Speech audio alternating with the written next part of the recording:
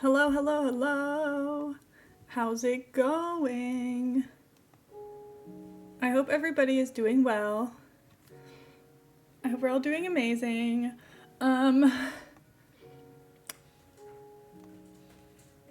It's presentation stream time. Oh my god, raindrop chop chop with the brain cell. Don't ask how it's going. I'm sorry, I wasn't gonna mention it.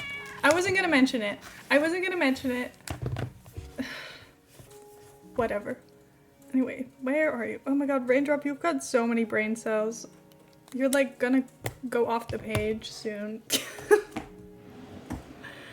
Oh my god, 2 years. Thank you for the two-year resub. Oh my god, thank you, Tyler. Not the time. Okay, for everybody who is unaware, Barcelona just lost the Champions League like literally 5 minutes ago. Don't say it, I'm sorry. My bad. Anyway, Alex is not having a good day. Alex, I'm sorry. Anyway. Yikes. But we're gonna have a great time. Also, Alex hasn't slept and isn't going to sleep until going to work and coming home from work. So I'm extremely worried because I was like, should you not go to bed? But Alex has been talking about coming to stream this specific stream for days. So I don't think that's happening. Anyway, sleep deprived, disappointed. Is Heather sobbing? No, she's just choking. Like she has been for a while. It's okay, I'm silent today. Poor Tyler can't even celebrate. Choking on sauce. The game ended and Heather just went, go live.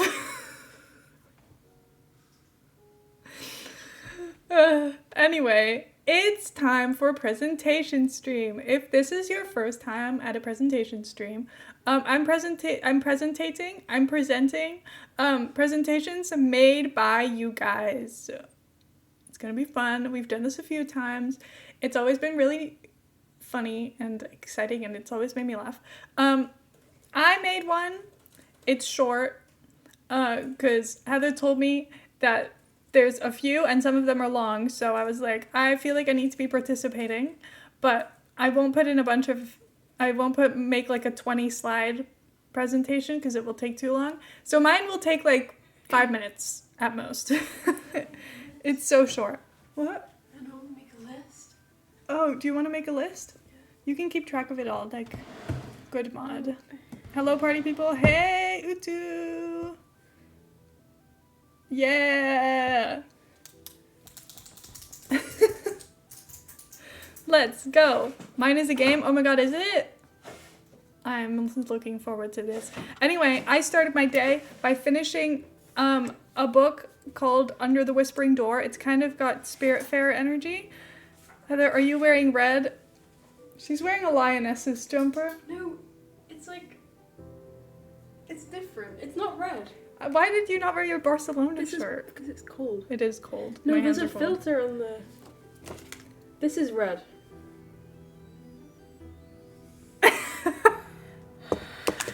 I'm not spoiling anything. Oh my god. You know how blinding it is for you to keep flashing in front of that light?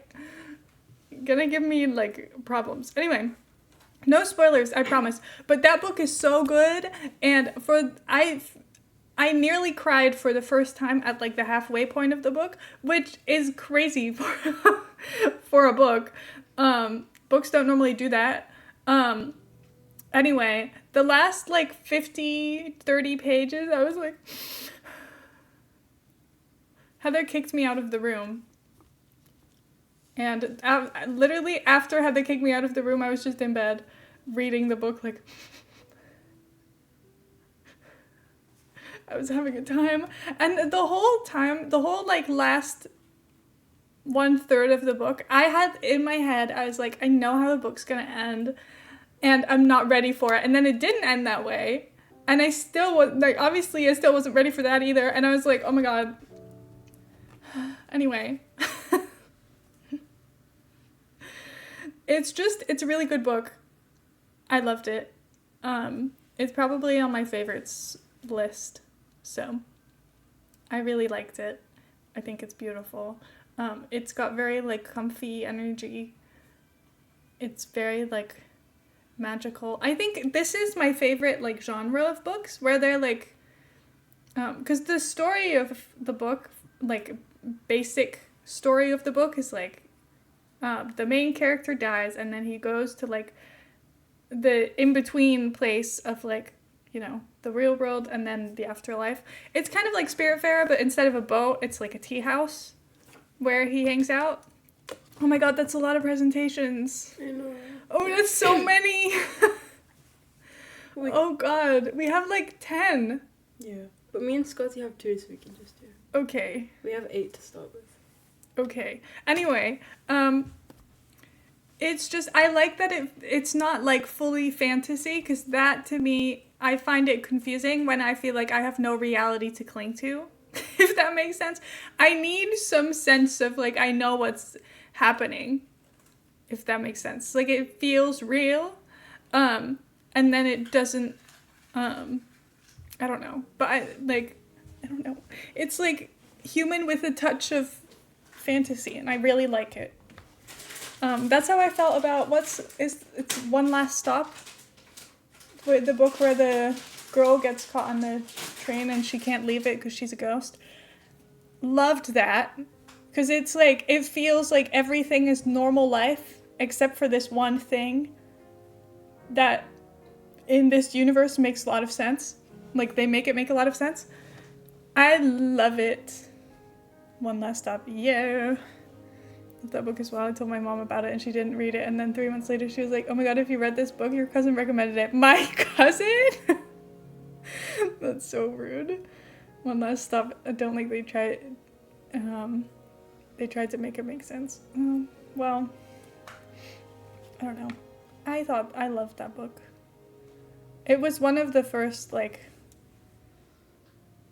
lesbian books that really stood out to me, I feel. Because this might be an unpopular opinion, and I don't mean this as anything hateful towards any authors specifically, but I will say that with certain lesbian books, I feel like there's nothing really like special about the writing. There's nothing really that special about the characters or the storyline. But people love the book just because it's lesbian, and there's not that many lesbian books. So if it's like average or above average, people are like, this is the best book I've ever read. So then I go to read it and I'm like, well, it's good, but people are describing it like it's their favorite book ever, and I would not say that it's got that. So this is one thing that disappoints me, because I feel like so many of these stories, I'm like, I had really high hopes. Bar is so low, I feel that I'm part of the problem. Yeah. I'm like, where are the interesting storylines? Because I feel like I had 2 Christmas lesbian books, and I was going to read them both at Christmas time, and then I read one of them, and I was like, well, that was kind of fun. And then I was going to read the second one, found out the plot is exactly the same.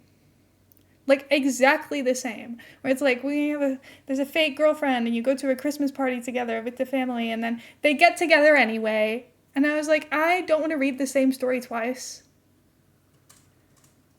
Anyway. Anyway, what I'm saying is, I've read a lot of books where the standards are very low, and now I'm just like, I need some good books. And this was a good book, and I was happy about it. Why was that pinned? I'm laughing toot toot. Oh my God. Anyway, but and then just started and didn't even realize. I love this. Anyway, we have a lot of presentations to get to. Is there anybody who wants to go first? Nell wants to go first. Nell wants to go first? Okay, Nell can go first. Okay, I hope you guys hid your presentations well. Okay, let's see. We could go here approx. I don't know if this is right size or shape. Okay. Also, reminder, you guys know this. I know you know this, but I'm just telling you, we're still fundraising for St. Jude, and donations are currently still being matched by Luke, which, by the way, is only for the next 1 day and 15 hours. So that means that this is the last stream in that time period where donation matches count. So you better finish it this time. You better. I'm just saying. Anyway, let me also, it's just the presentation says Canada, so I'm assuming, and also the colors say Canada, so I'm assuming this is about Canada. Anyway, can someone pin the donation link for me? Because I can't figure out how to do that. Because I'm stupid. I think it's because it's an announcement. It won't let me. How much is left of the dono match? A lot. I think like $170? About $170. Just somewhere around there. So once we complete the donation match, this will be far done as well, which is good news. Sorry, Nell, I promise I'm trying to get your presentation on. I keep getting distracted. Okay. I'm just gonna how do I get it centered? Is there a way for me to put it in the center? See, I can fit it to screen, but then I've got this edge situation, and that I find to be deeply upsetting. So I don't know if I want to do that. I could stretch it to screen. It's slightly stretched, but I don't think anyone cares about that. Because it looks better. Just don't worry about the fact that it's very slightly warped. Anyway. Are we ready, chat? How do I full screen this stuff again? I'm so smart.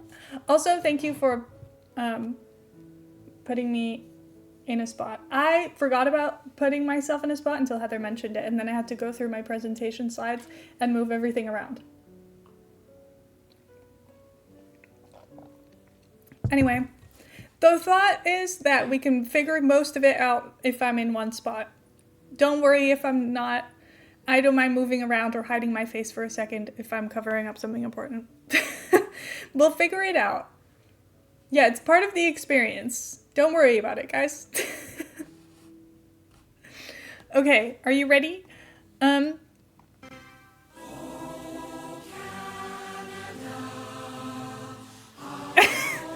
Canada 101, because Nell is feeling very patriotic. We've got music, or you better not give me copyright strike for the national anthem. Is Canada gonna come for me? Oh, it's over. Okay, I think that's... Slay! I don't think I've ever thought about the Canadian national anthem before. At least not recently. But it sounded national anthem-y. Disclaimer, Canada is not a perfect place full of perfect people, and Nell is aware of this, but we're going to focus on the fun things. Part 1, overview. Ooh. See, in my head, anything that's not, like right here doesn't really exist. I don't know anything that happens in Canada, I'm gonna be honest. It's okay. Anyway, look at how big it is. It now lives here. Let's go. Saskatchewan. There we go. I've heard of Quebec, Ontario, Manitoba, British Columbia, probably Alberta. I've heard New Brunswick before. Not heard of this. Not heard of this. Not heard of this. Not heard of this, I don't think. And Labrador. Do. What is that one redactyl actually Nell's house? Oh my god. Anyway, sleigh. It is mostly very flat. Oh my god, me too. So is the country of the Netherlands. But there. Oh, that's so. That's so. I forgot to move that to the right place. Anyway. Thank you for the $5. I can't look at Tiltify right now. I made a big mistake. And the font doesn't read well on a white screen. Help. Sorry, I'm trying to open my thing so I can look at the donations because I'm missing everything and it's not in the right place where it normally is either. Anyway. Do. Thank you, Keo, for the $5. Thank you so much. I really appreciate it. Okay, I'm just gonna keep this open on my phone because I'm a loser. I need to fix that. Don't worry about it. Like these sand dunes. Wow. Weirdest thing I think is why are there sand dunes? It almost, like this, it looks very magical though. And like snowy almost. Because it's so flat, we can see a lot of sky. This country calls itself the land of the living skies because pretty. That is pretty. I love pretty. A lot of this PowerPoint is probably says country specific because I can't speak for anywhere else.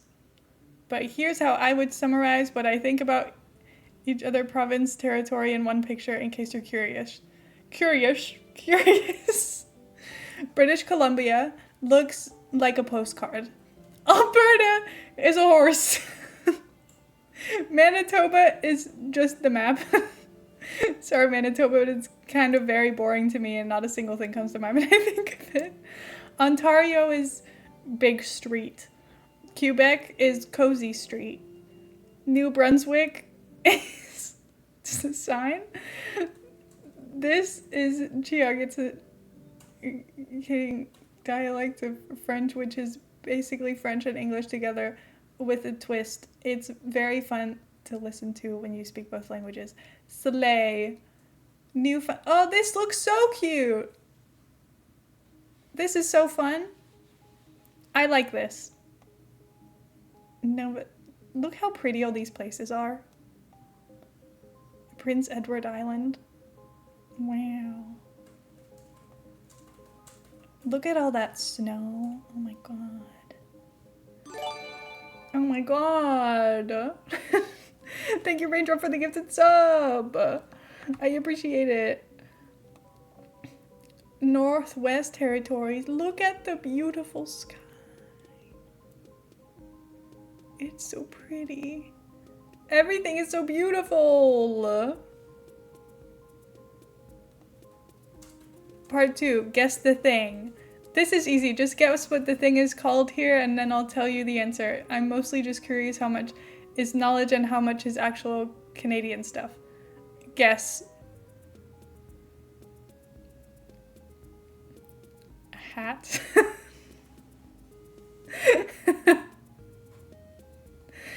Come on, chat. Everyone's participating. What do we call this? How do you pronounce this? Talk? I don't know. Guess. I would say hoodie. Probably. Slay, I'm so Canadian. Let's go. Bunny hug! Wait, that's really cute. I like that a lot. This is almost of a joke, but at this point, because hoodie is a pretty common word. Bunny hug. Oh my god, that's cute. Napkins.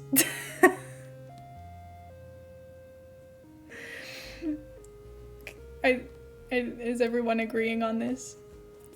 No, Scotty's already disagreeing. What the fuck's serviette. See, this sounds like the Dutch word, because the Dutch word for napkin is servet.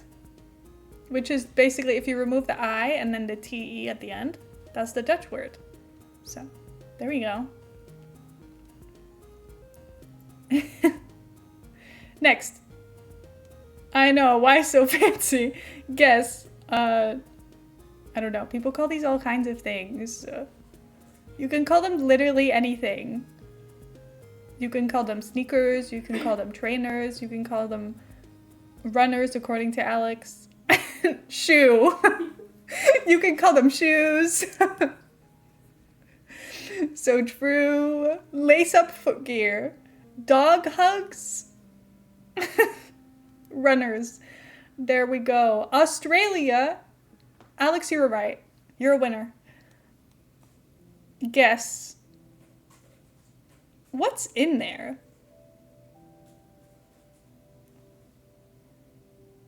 What is this? Why does that look like jelly?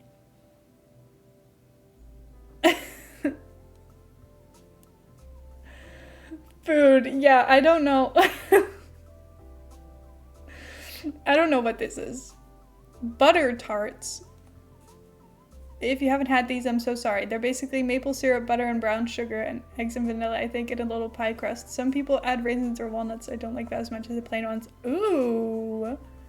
So it's definitely not a pork pie. Guess. I don't know, but I see chocolate and nuts of some sort, maybe? I don't think it's tiramisu. I will say, I don't think it's tiramisu.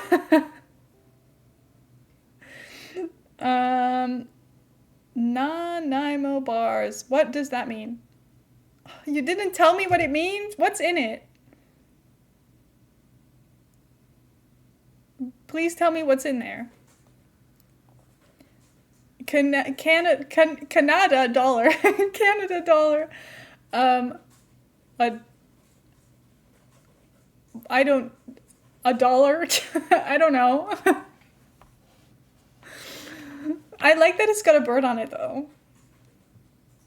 That's fun. I like it. Doll hair? There's some coconut in there. Oh, it's coconut. I see. That makes sense. I have a $2 coin called a toonie. Oh. Loony, because it has a loon. Okay. Guess. Well, now we've been spoiled. We've been spoiled of the next answer. Oh, no. It's okay. Bear. Bear dollar. We're improvising. We're improvising. Guess. Do you call this, like, pop in Canada?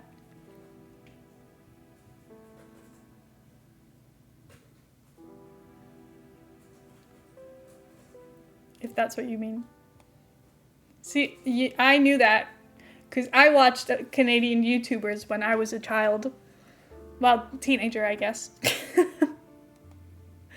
Guess. I don't know. First of all, how does this work? Because this is interesting to me. Because I don't think I've ever seen something with this structure on the inside. Because it kind of looks like a binder slash folder slash something in between. But it, like, what's happening over here? Do you put that through there and then the paper hangs out in the middle? I've never seen this little contraption in the middle before. So. I'm jealous of it though. It looks helpful. Duo Tang. Who made that up? Guess. Are these, like,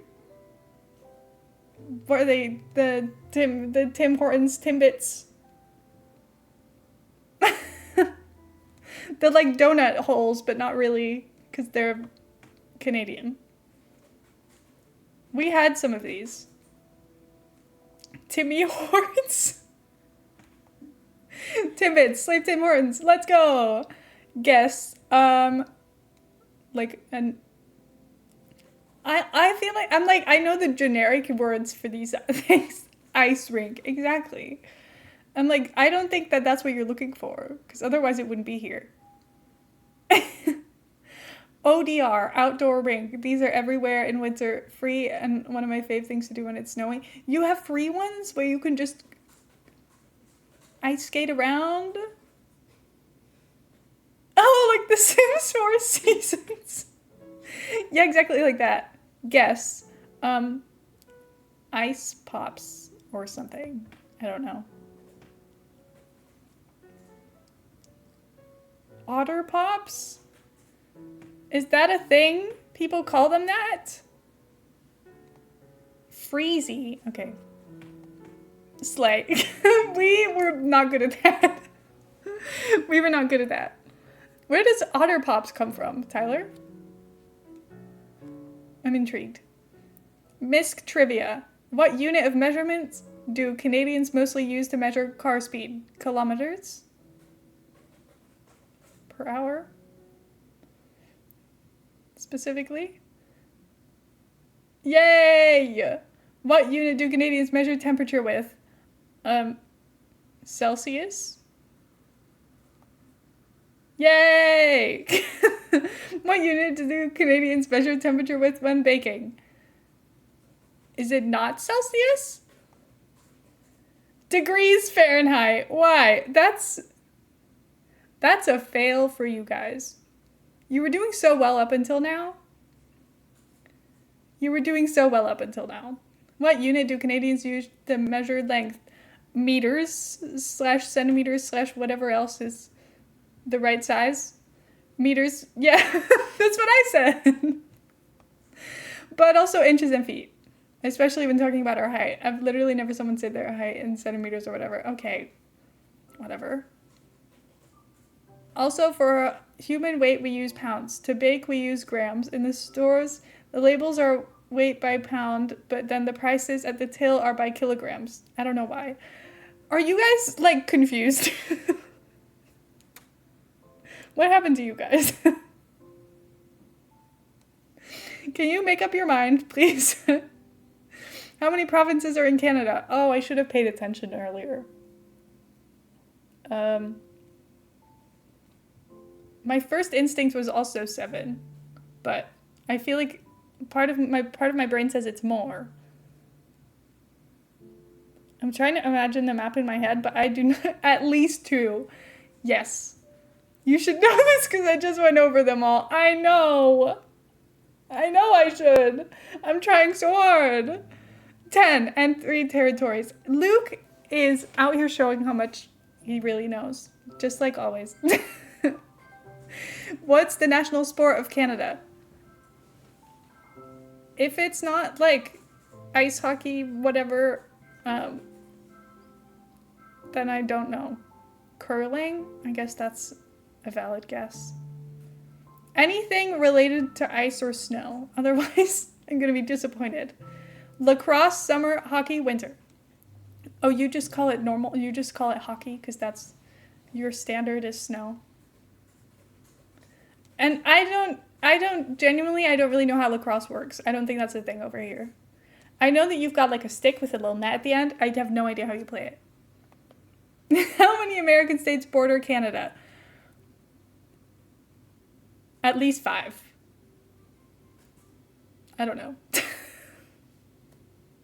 Only seen lacrosse in movies? Yeah, me too. 7? 6? Okay.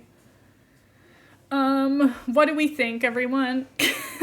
13! Oh my god. Alaska, Washington, Idaho, Montana, North Dakota, Minnesota, Michigan, Ohio, Pennsylvania, New York, Vermont, New Hampshire, and Maine. Jesus. Wow. Okay, that's impressive. You guys have too many states in the US, to be honest. Favorite things. A few things Nell loves about Canada. Okay. Poutine. Universal healthcare. Large range of climates and land types. Beaches, mountains, forests, Arctic prairies, and you can so you can basically find somewhere for any type of holiday that you want to take. 2 oceans to swim in. Not very many scary bugs or animals. Moose. Those 2 back to back is crazy, because aren't moose literally ginormous? A moose is scary, I argue. That's what I'm saying. People genuinely do say sorry all the time. Generally a pretty progressive country. There are some cool things, like Canadians have discovered insulin basketball. 2 official languages, English and French, but also a lot of immigrants, so there are many cultures and languages everywhere. Poutine. It gets to be on here twice. Let's go! I wanted to add songs to this somehow, and I couldn't really, but here's a playlist I made recently of iconic Canadian songs if anyone is interested. Okay, can we look at this off stream? Just because I didn't know. I'm scared of clicking on links and opening things. And it's like, here's your name and address and everything else about you. The end. Come visit now. Thank you now. Thank you. Thank you, thank you, thank you. That was very good. Everybody clap. Clap. Clap. Okay. I'm crossing Nell off of our list. Thank you for your presentation. I enjoyed that a lot. I loved learning about Canada. I like that I got to be involved and everyone got to be involved. That was fun for me. Can I just, hold on. Oh. Put her away. Anyway, I was gonna say, can I just fix the alerts really quick? But sure. I think this is their normal size. Yes, and then put them back up. Back up here. Okay. I think I got everything back to how it normally is. I don't know though. I guess you'll have to just donate to make sure that we actually know it's in the right spot. I don't know. Also do Alex soon because I want to give her the option of sleeping. That's what I was thinking as well. Is that we should do Alex early in case Alex falls asleep.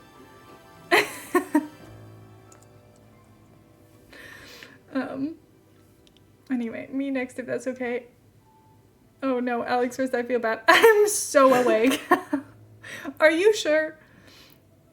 Are you sure you're so awake? I'm scared I will be more tired if I go back to sleep. I guess that's fair. Okay, Raindrops is about Pokemon, I've just seen, which is fun. Okay. Alex, do you want us to do yours next? Oh, and I got a little spot. Yippee! Okay, Raindrop, is it okay if I do Alex first and then yours, or do you need to go somewhere? Didn't watch like Raindrops because I didn't want to get spoiled, but I trust them. Valid. Thank you, Luke, for the $10. Matched by your own $10. Yay! Thank you, thank you. Look how close we are to 2,400. $4 away, which is technically currently $2 away.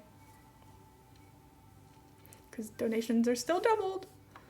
So thank you. Anyway, let's go here and then put this back on. This is the wrong screen. This one. Yay! I'm smart. Don't worry about me. Okay, I have a home that I need to move to. Let me just get my little person and put her down here. For Canada donated $10 to St. Jude. Yay! Thank you for Canada with the $10. That means we are slaying. She fits so she sits. That's me right now. Thank you, Canada, for the $10, which means we have now reached $2,400 for St. Jude. which means we're less than $100 away from $2,500 for St. Jude.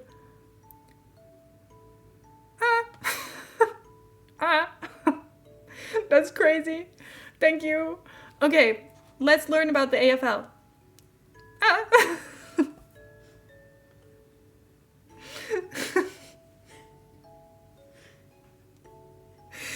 Okay, are we ready, everybody? I'm ready to learn. Because if there's one thing I don't know anything about, it's this. AKA Australian football. Yay! Good morning, afternoon, evening. There are too many time zones in chat. Good night for you. I really crammed this full of a lot. Okay, let's go. If you say football in Australia, people will assume you mean one of 3 sports. 1% of population will think of soccer. This is wrong. Some people, probably in the state of New South Wales or Queensland, will think of rugby league. This is also wrong. The correct answer is Australian rules football. AKA, in my humble opinion, the best sport ever, and the one I will be introducing you to today. I made this up, but it feels right. Okay, let's go. History lesson. We're learning so much today. I'm so ready to learn. It's Saturday, we're learning. Australian rules football, the sport itself, dates back to at least the 1850s. The professional league has been through a few name changes since the sport originated in Melbourne in the state of Victoria. It began in the 1870s as the Victorian Football Association before becoming the Victorian Football League in 1896, and finally Australian Football League in 1990 when the competition expanded to other states. That's a long sentence. I forget how much I read during these streams. Suddenly I'm like, I don't think I can read anymore. My brain like forgets how to put words together into a sentence. Yeah, I'm like an audiobook narrator today. That's how I feel.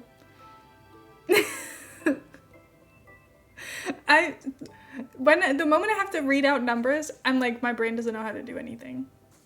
It's numbers and names. Because numbers just take too long for me to think about sometimes.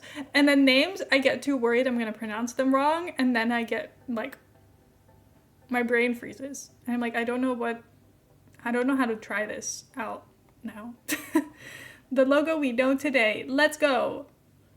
To give some context, it blew my mind realizing that not the whole world knows this sport. Per capita, the AFL is the highest attended domestic sports league in the world. The grand finals held at MCG, Melbourne Cricket Ground, on the last Saturday of every September. MCG is the largest stadium in the Southern Hemisphere with a capacity of just over 100,000, and it sells out every year. This is so big. Is it just a big circle? I like it. It looks fun. The idea of 100,000 people scares me. The Friday before the grand final is also a public holiday in Victoria. Yippee! That's so fun. Let me try and teach you the rules of an entire sport in one presentation. Okay. Yeah! First, let's look at the field. Why is it shaped like that? Anyway. Back pocket. Isn't a flank a part of like a horse? Well, I guess technically a wing is part of a bird, so. It's a big oval. And the ball. It's also an oval. We like ovals apparently. And you've got a kangaroo on it? How Australian of you. Compared to football/soccer. Compared to rugby, compared to American football. Why is it so big? Are people running around on this, or do you kind of like stay in the zone? Maybe we'll learn that. Maybe we'll learn that. These people can run.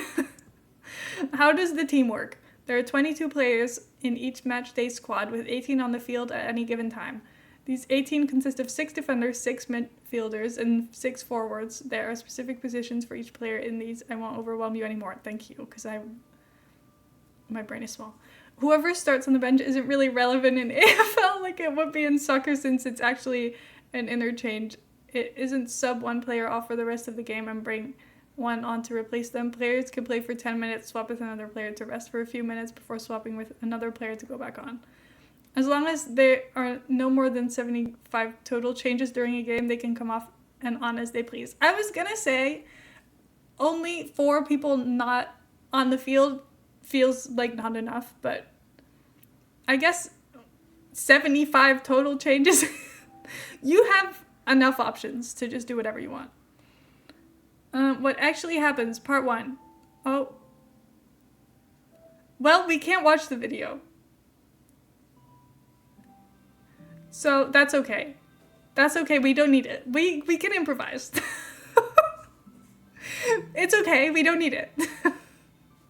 Request access, but then it like puts your email address on the screen, and I don't know what I'm logged in with. Because normally it like puts up like this is the email address you're sending it from. So I don't think I'll be doing that. But it's okay. We can imagine. We'll just read it very well. The game is split into 4 quarters of 20 minutes each. Every time the ball is out of play, the clock stops, so they usually end up being a minimum of 30 minutes. There are 5-minute breaks between quarters and a 20-minute break at halftime. All in all, a game of footy usually lasts between 2.5 to 3 hours. No. The game starts in the middle of the ground with the umpire bouncing the ball in the air. Each team's ruckman, usually the tallest player, jump up and try to tap the ball down to their teammates. Sometimes the bounce is so bad it has to be recalled. A video because I'm realizing this is hard to picture. It's okay. We have a vision. The ball goes and then they jump. It's okay. We have brains. Okay. Yeah, we get it. It's okay. Like basketball. Yeah, kind of, I guess. In basketball, you throw it in the air. Here, they bounce it. That makes sense. We know sports. We can do this. Okay, so what actually happens? Part 2, moving the ball. 3 main methods here: running with the ball in hand, kicking the ball, and handballing. Some quick conditions: you cannot run more than 15 meters with the ball without bouncing it. When passing via handballing, you must hold the ball in one hand and punch it away with your opposite clenched fist. You're punching them? This feels so dumb. Sorry. When kicking the ball to a teammate, the aim is for them to catch the ball without it bouncing or being intercepted by the opposition. If they do, it's called a mark. If you mark the ball, you get to dispose of the ball unobstructed. Yay! Unless you've marked the ball or you have a free kick for another reason, your opponents will try to stop you by tackling you. If you're about to be tackled, you need to dispose of the ball correctly in one of the ways above before you're taken down, or your opponent will get a free kick. We don't want this. I know this is confusing. I'm trying to Google explain a whole sport and do my best. My mom has been watching a good 50 years and still doesn't understand the holding the ball rule half the time. Oh my god. Okay, so what actually happens? Part 3, scoring. Aim of the game, like most sports, is to score. Unlike most sports, you do get a consolation point for missing as long as it's not too bad of a miss. There are 2 goals. 4 big sticks. If you kick the ball in between the middle 2, a goal, 6 points. Go you. You kick the ball between big stick and little stick, you get a behind, only 1 point. Pity prize.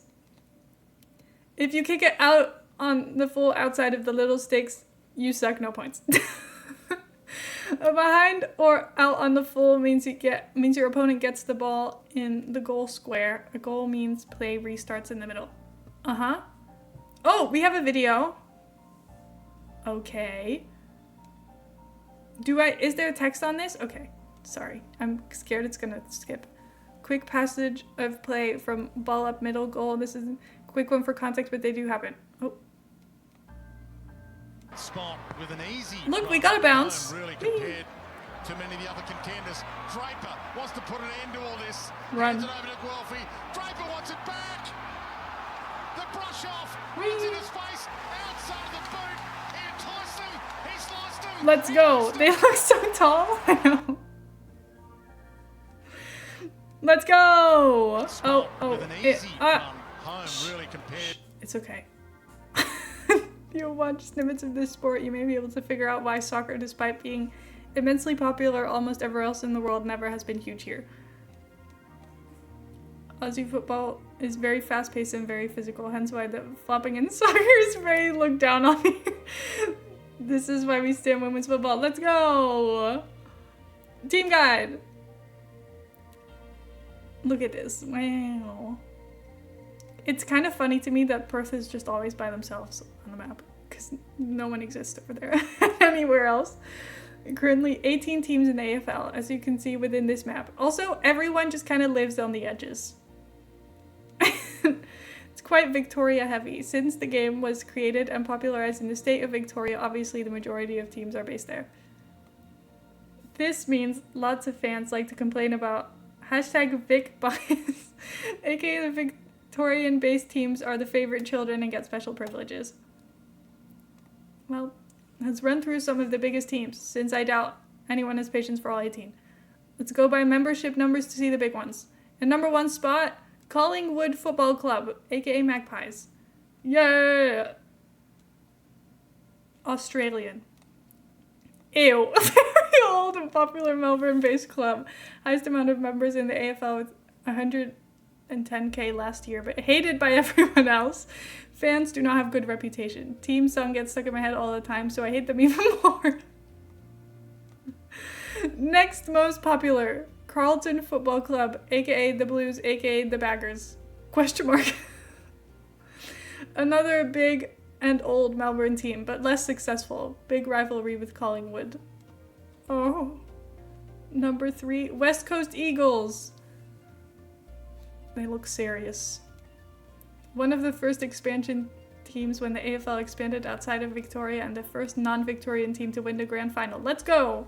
You may remember them from last presentation. Unlikely that both former F1 driver Daniel Ricciardo and Matilda's goat Sam Kerr are both fans of this team. I do not remember, but thank you for the reference. We love a reference. Have been not good in recent years. It's okay. Alex's biggest ops. In case you were wondering, my team sits in 5th on the membership list. Squeezed right in between these two. Richmond Football Club, aka the Tigers. Nice. Surprise, surprise, another big and old Melbourne team. 2010s earned the nickname Ninth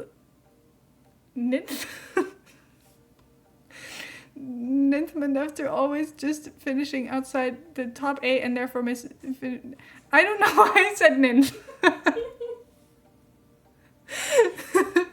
The fact that it's got a word connected to it, I'm like, I don't know how to read anymore.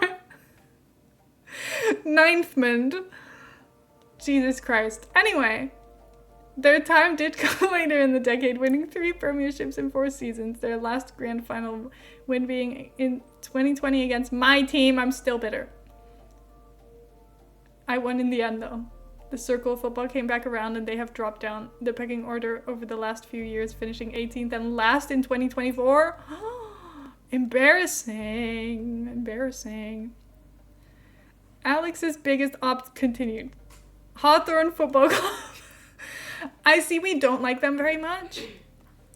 Can you guess what I'm gonna say? Another Melbourne-based team, although they're actually the youngest Victorian team, only formed in 1902. Only team to have won a premiership in every decade between 1960s and 2010s, including a 3-peat in the early to mid 2010s. Why are they my ops, you ask? You didn't. Hawks versus my teams has been described as one of the greatest modern rivalries in footy. It may not be a derby, but it's treated like one. One big part of it is the Kennett curse. The what? After losing to Hawthorn in the... I am, like, incapable of reading. Someone help me. Literally, someone help me. The Hawthorn president, Jeff Kennett, said to the media that they had psychological drive that we didn't have. One of our players at the time made a vow to the rest of the team that they'd never lose to Hawthorn again. They wouldn't win a game against us for the next 5 years. Oh, okay. This brings us to my goats, my ride or dies, my club, Geelong Football Club, aka the Cats. Hell yeah! This club is old. They were founded in 1859, making them the second oldest club in the AFL. after only Melbourne Football Club. Geelong are widely recognized as one of the greatest teams in modern football. Geelong? I don't know how to pronounce anything. I don't know any of them. Trying really hard not to crash out. A friend I was talking to literally yesterday disappeared from my Snapchat contact list as if they unfriended me. Can people not unfriend me without telling me why, please, and thanks? That's so stupid. That's so stupid. I'm so sorry. Okay. They broke a 44-year premiership drought in 2007, and in the 17 seasons since have only missed out on finishing in the top 8 and getting into the finals twice. They have consistently been in the fight for premierships for the last 20 years. It's why opposition fans hate them. Usually, teams will have a period of success over 1 to several years before bottoming out again. Players leave or retire, the lower teams get the best draft picks, and you have to rebuild your squad. Geelong, I already forgot how to say it, have managed to do that several times over while still staying consistently in the top 8, and it really annoys people. Alex, you're getting better. I'm sorry. Thank you. I'll take better. It doesn't need to be good. Okay, enough about the clubs. Hello. Anyway, let's see how the seasons work. This is such an angry looking kangaroo. Can we judge logos really quick? Swan. This one is boring. It looks like, I don't know, something I would imagine an American university to have as a logo. I think it's the font. This looks like a petrol station logo. I don't really care about the other ones. The AFL season runs from March to September every year. Remember, Australia is in this southern hemisphere, so it's a winter sport. Brr. Our very own Tyler had his very first footy game last March, going through the exact same learning process I'm putting you all through right now. Yay! Look how happy he looks. What angle is this picture taken from? It looks so high. And I know you're short. Are you stood on a chair? Standing a row above. 5. Okay. That makes more sense. The starting weekend can usually vary, but the grand final is always on the last Saturday of September. Let's go. Season schedule. The season consists of 24 home and away games, followed by a 4-round final series. Throughout the season, teams play 1 game a weekend, with the exception of mid-season bye that every team takes over the span of several weeks. For a win, you get 4 points. For a rare draw, 2, and for a loss, nothing, obviously. There are certain traditional games that are locked in the same every year. Every Easter Monday, Geelong and Hawthorn play each other, and every Anzac Day, Collingwood play Essendon, and every King's Birthday, Collingwood play Melbourne. Wow, all of their stupid little logos. The ladder. This is the ladder at the time of making this presentation. Okay. I don't think this is much different than other sports. The main difference is instead of goal difference like soccer, you have a percentage. I'm not good at math, but the gist is the same, aka the big difference in score lines in your games, the larger, smaller your percentage will be. Nice. Numbers. We have percentage. Okay, slay. Win by a lot, high percentage. Lose by a lot, low percentage. I don't know, maybe Heather can explain more. Heather, do you feel like adding anything to us? Percentage. Okay, thank you. If you and another team are even on points, your ladder position will be determined by your percentage. Fair enough. Home and away season is done. Now what? Now it's time for the most exciting and terrifying part, the final series. Like I said, the top 8 teams at the end of home and away season progress to the finals. This flowchart will probably explain it better than I ever could. We, and then there's a grand final. Basically, higher up the ladder you finish, the better. Shocking. Top 2 teams get 2 chances. They get a home game. If they lose the first game, they get another chance to move through. If they win their first game, they automatically go through the preliminary final and get a weekend off between. Third and fourth get fourth get 2 chances, and they have to play away from home. The bottom 4 only have 1 shot, and they must play every game. They don't get a rest. Oh, that's interesting. It all comes down to that one Saturday afternoon in September in front of 100,000 people. Okay. All this to say, this is a sport with over 150 years of history that is so underrated on the world stage. I've seen so many people from other countries stumble across it and go, what have I been missing? This sport is insane, and I fully agree. There's also a women's league, the AFLW. It's slowly picking up speed after being created in 2017 and runs over the off-season of the men's game. I'm guilty of not tuning in yet, but if you prefer women's sport, there's something for you too. There's so much info to absorb. Sorry, I made everyone's heads hurt. No, it's okay. We like learning. We like learning. If you're confused and want to learn, here's a better explained video by AFL themselves that might come in handy. Okay, we won't watch it if it's long. Don't have to watch it. It's 5 minutes long. We don't have time for that, but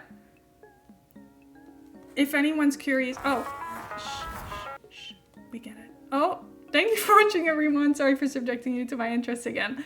I do the opposite of gatekeeping. You will be forced to like my interests. You will listen. Yay! Yay! Yeah, we'll watch it before bedtime and tell you all about it.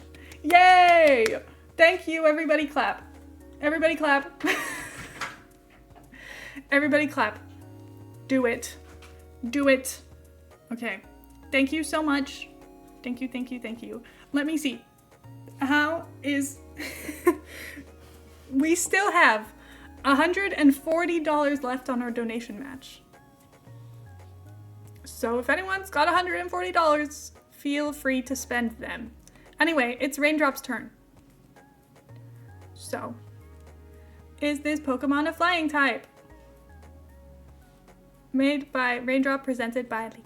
That's me. Do I have a spot where I need to be in? I don't... Did you, find a spot for me or no? Stay there? Oh, okay. Sorry.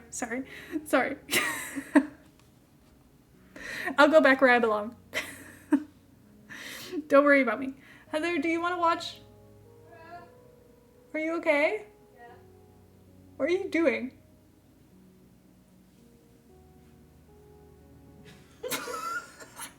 Flossing. Alex said, what was that? It's just Heather going, yeah. Do you want to watch? Are you watching from the bedroom or the bathroom, I mean? I don't know why she's left. It's disrespectful. We're trying to get a move on here. Okay. Is this Pokemon a flying type? Do. Quick instructions. That does not say introduction. My brain is starting to make up things that aren't real. The game is simple. I will show you a Pokemon, give you its name, and provide that Pokemon's given description by the game developers. With that information, you will guess a simple question. Is this Pokemon a flying type? I feel like I need the, guess, who's that Pokemon? I need that in the background.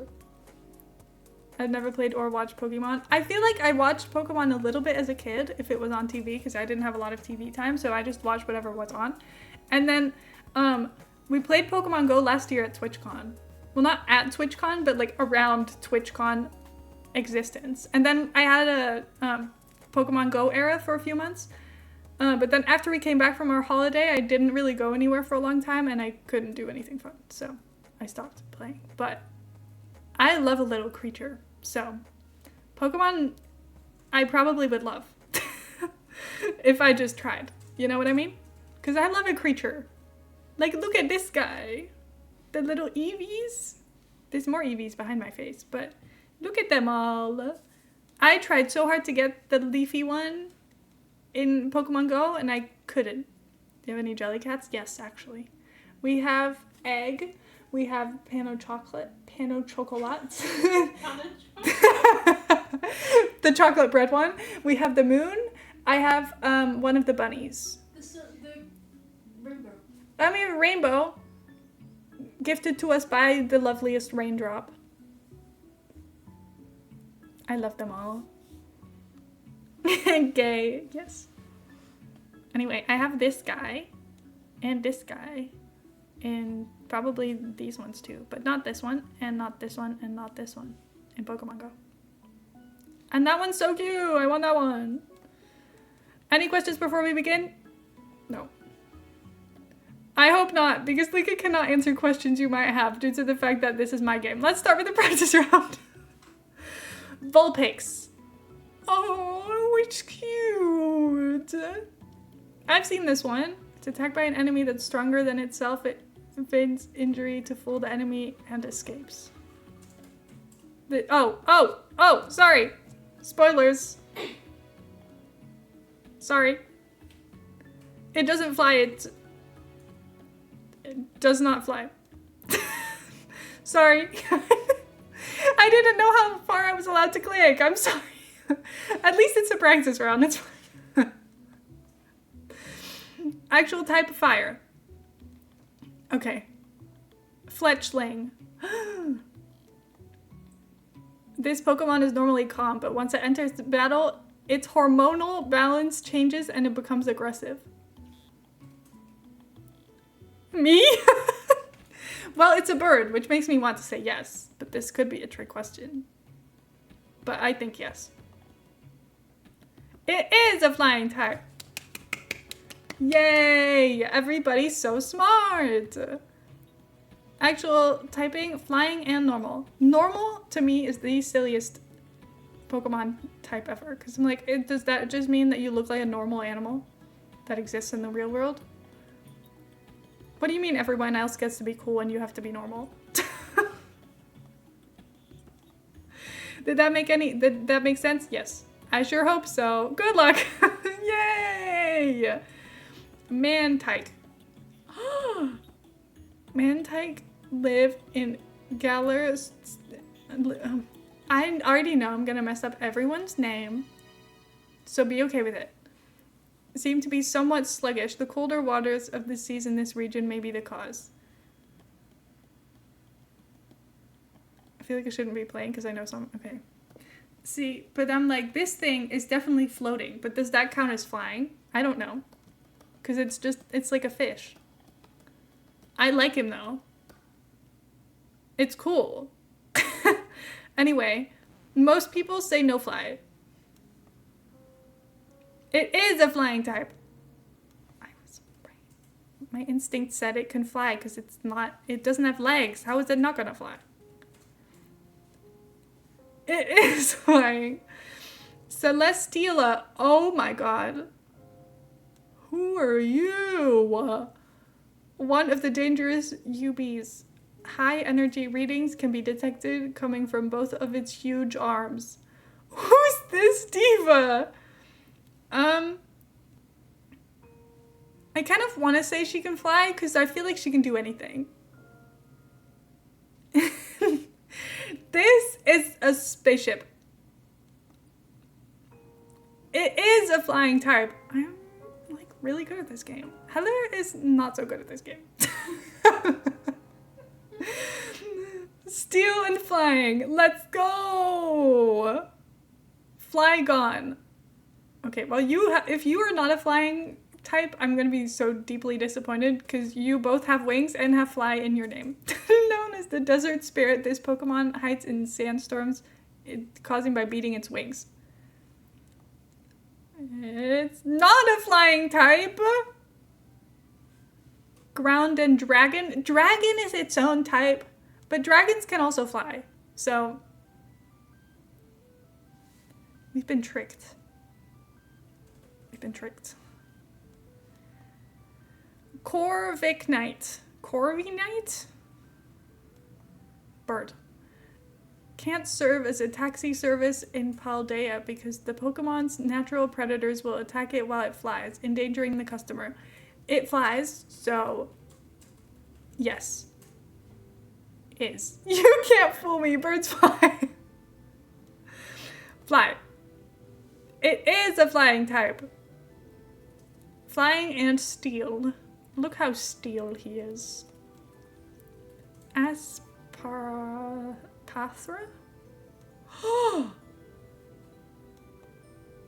It immobilizes opponents by bathing them in psychic powers from its large eyes. Despite its appearance, it has vicious temperament.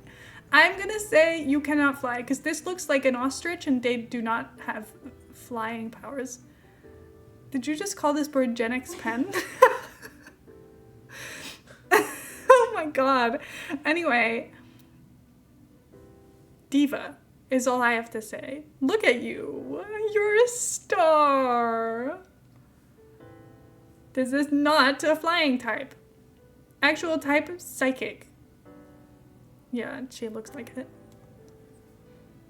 Gaia Rados. Oh my god. I saw this guy on Pokemon Go.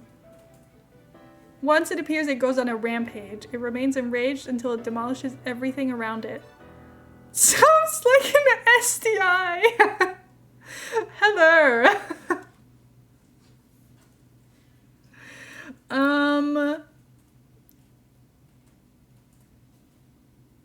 No fly wiggle.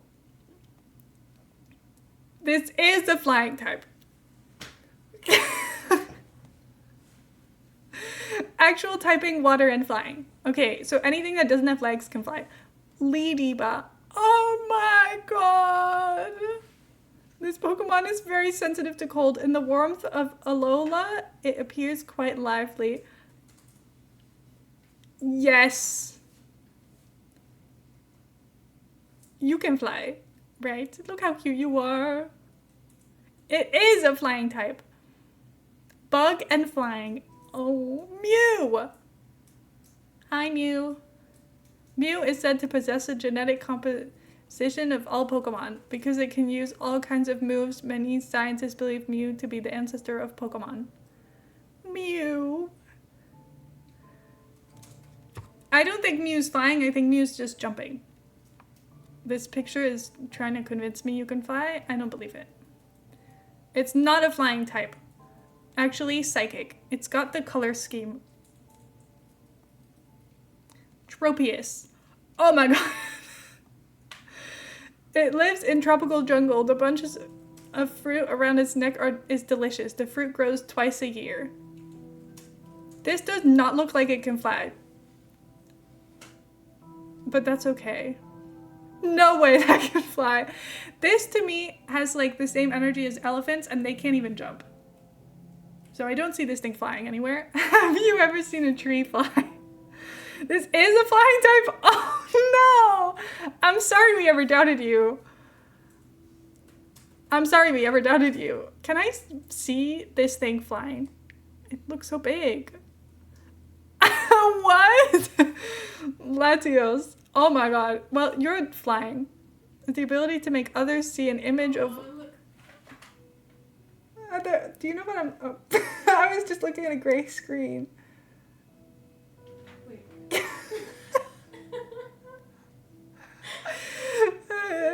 Latios says... Aw, he does fly! Latios has the ability to make others see an image of what it has seen or imagines in its head. This Pokemon is intelligent and understands human speech. Is Heather okay? No. She just turned around the screen that was just gray while the website was loading. And then I went, what? And then she turned it back. And then she turned it back to me. And it just had like the, do you accept cookies thing on it? I was like, I don't know what to tell you. Anyway, this, you can definitely fly. It all started when Joe Rohr left Cincy. This has been an adventurous day. This Pokemon is capable of understanding language. How is it ethical to trap it in a Pokeball? Oh, let's not talk.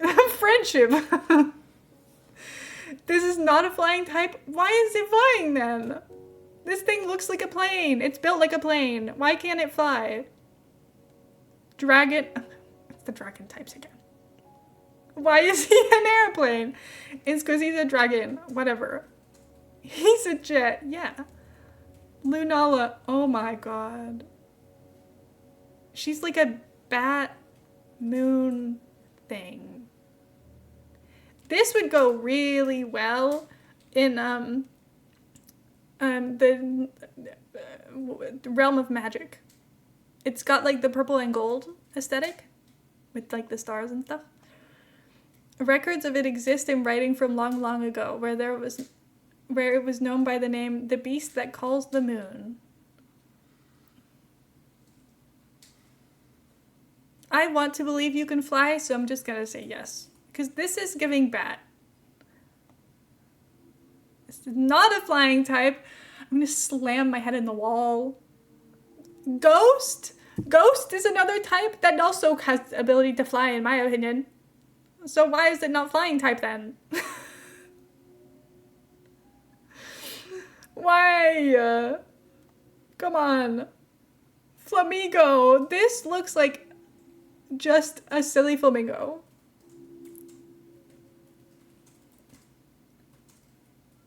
And Heather, what do we know? Can flamingos fly? Flamingos apparently fly, I found out. Yes, they can in fact fly. Flamingos are not flightless birds. This Pokemon apparently ties the base of its neck into a knot so the energy stored in its belly does not escape from its beak. I'm starting to think that Flamingo might have anxiety. Because what are you talking about? I don't think that's how that works. Anyway, this is a flying type. Flying and fighting. Oh my god, you fight? Anyway, I like how round this one is. Emolga. Oh my god.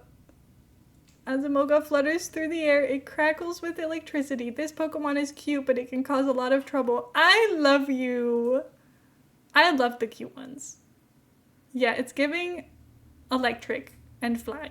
You're so right. Also, it literally says it crackles, so yep. It is a flying type. Cute type, yeah. Electric and flying. You're genius. Beedrill. It's literally a Beedrill. Hell yeah. I love that some of the Pokemons have just like funny names and some of them are just literally, it's a bee with drill hands, so we're gonna call it Beedrill. Which, fair enough, you know? Though it does look more like a wasp than a bee, but that's okay.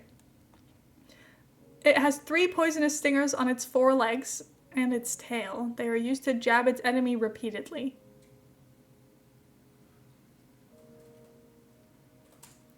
I'm gonna say flying... Oh, but is it like flying and bug or something? No! Bug and poison? Well, I got 50%. Just didn't get the part of the question right that was actually important. Minior. Oh. This Pokemon is born in the ozone layer. It falls to the ground once the outer shell enclosing its core grows heavy. Oh, wait, I clicked it. Sorry. I didn't give a chance for anybody to guess. I'm sorry. I just covered the screen as if that was gonna help you guys. I'm sorry. But he flies. It's okay. Rock and flying. Well, to be fair, it doesn't really look like it's got a lot of like limbs to him, so fair enough. It's kind of gotta fly, because I don't think, unless it's rolling around, I don't think it's getting anywhere if it can't fly, so fair enough. Oh, they look like stars. Dustox. Oh my god. Is this another bug? Dustox is instinctively drawn to light. Swarms of this Pokemon are attracted by the bright lights of cities, where they wreak havoc by stripping the leaves off roadside trees for food. Ew. Yeah, I don't like him. Yeah, I don't know about this one. I don't know about this one. It looks like it's coming for you. You know what I mean? I fight this guy when I have my flashlight late at night. Yeah. I don't know about this. Ew. It is not a flying type. Actual typing, bug and poison. Ew. Celebi. Wait, you're cute. This Pokemon came from the future by crossing over time. It's thought that so long as Celebi appears, a bright and shining future awaits us. This one's got wings, so she can fly.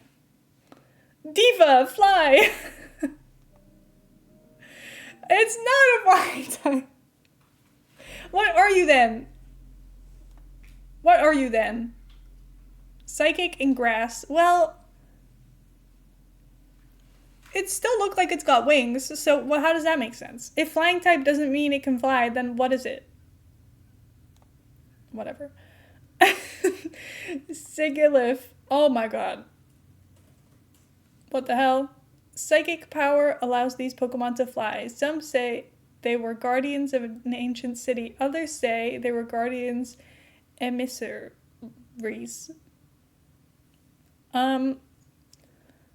It literally says psychic and fly in the message, but does that mean it's a psychic and flying type? Or does it just mean it can fly because of psychic? Or does it just, like, what does this mean? This is a flying type. Psychic and flying. We're so smart. Flutter Mane. Oh my god, look at that look.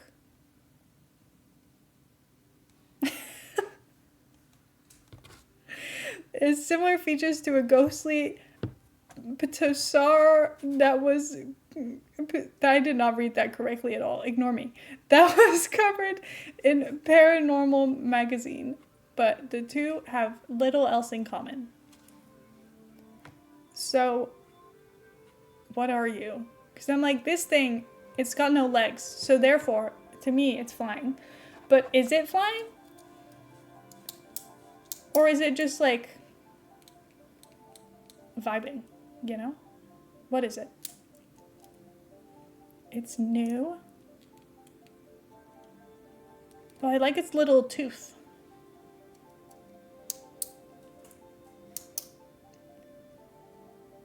See, but when you say it's new, it makes me think that it's two new types that we've never even heard of before. It can fly because it's not a dragon and not a ghost and not any of those things. It's actually a secret third thing that you don't know about yet. Sheep type. It is not a flying type. Ghost and fairy. Okay, well, I was onto something, sort of. Also, I forgot to cross off Alex before on my little list. Okay. Dragonite. Oh, you look so cute. Somewhere in the ocean lies an island where these gather.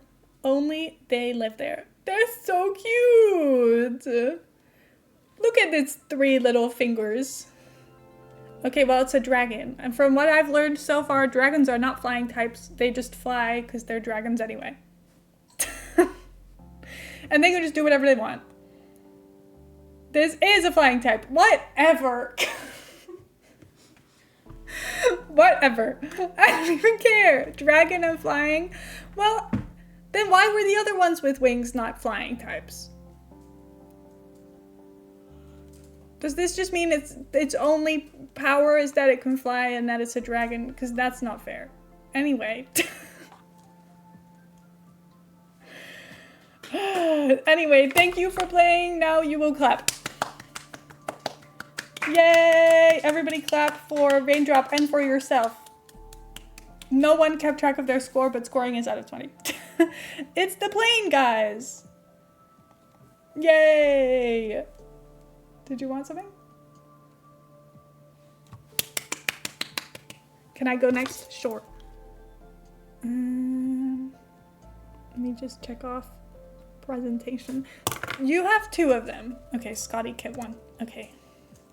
Thank you, Raindrop. That was so fun. I had such a good time. The Scotty kit. Okay. Let's go. Are we ready, everybody? Can I go after Scotty? I'm scared. Yes. You'll have to tell me which one you want me to do. Did you put yours in Discord or will you send them to me? Okay, thank you. Okay, is everybody ready? Do you have a spot that I need to go in, Scotty?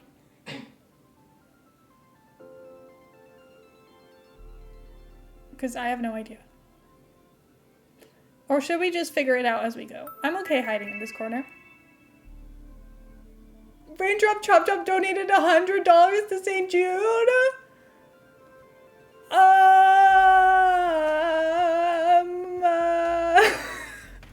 Raindrop. Hello? Hold on. That $100, because of the donation match, is now $200. Which means that we have now... thank you. Oh my god. Whoa. Thank you so much. You're so generous. Also, did you guys see that someone has donated $1 towards spaghetti? And spaghetti no longer has no dollars anymore. Sorry, I thought that was important. I thought that was important to share because I personally thought it was really funny. Anyway, thank you so much, Raindrop. Oh my god. Thank you. You are so kind. Thank you for the $100 donation. Oh my god. The kids at St. Jude will appreciate that so much. Farfalle has taken a second over Penne. I haven't even been keeping track of that. Has it? Penne is still in second.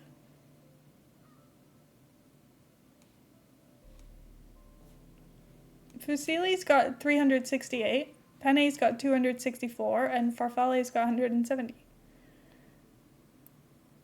Shoot, someone's ruined my Farfalle run. If you want Farfalle to win, you're gonna have to donate, how much is that? Like $90 to Farfalle. Thank you to the diva who did the donation match. I wonder who it was. In a way, the single dollar for spaghetti is a worse insult than $0. I know. It's like a pity dollar. Like, it's definitely a pity dollar. I don't know which donation it was. So, like, I've not been able to figure it out yet because I'm having a really hard time expanding upon, like, I can't figure out who it was. But someone recently did it. I don't know. Also, Raindrop did donate $100 towards Penne, so. Gotta run, thank you, Lincoln. Thank you so much. I really appreciate it. Thank you, thank you, thank you. Thank you so much for being here. And thank you for your fun presentation. I loved it. Oh my god. I'm trying to figure out who donated towards spaghetti. Anonymous with $1 on May 21st donated towards spaghetti. It's anonymous, so we don't even know. They stayed anonymous for a reason. Oh my god. Yeah, we can't even do anything about it. Oh my god. Thank you guys so much. We've raised so much money. Do I up it to 3,000?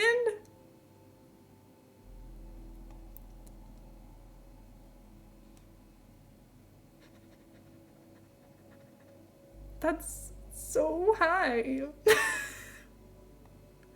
We can do 3,000.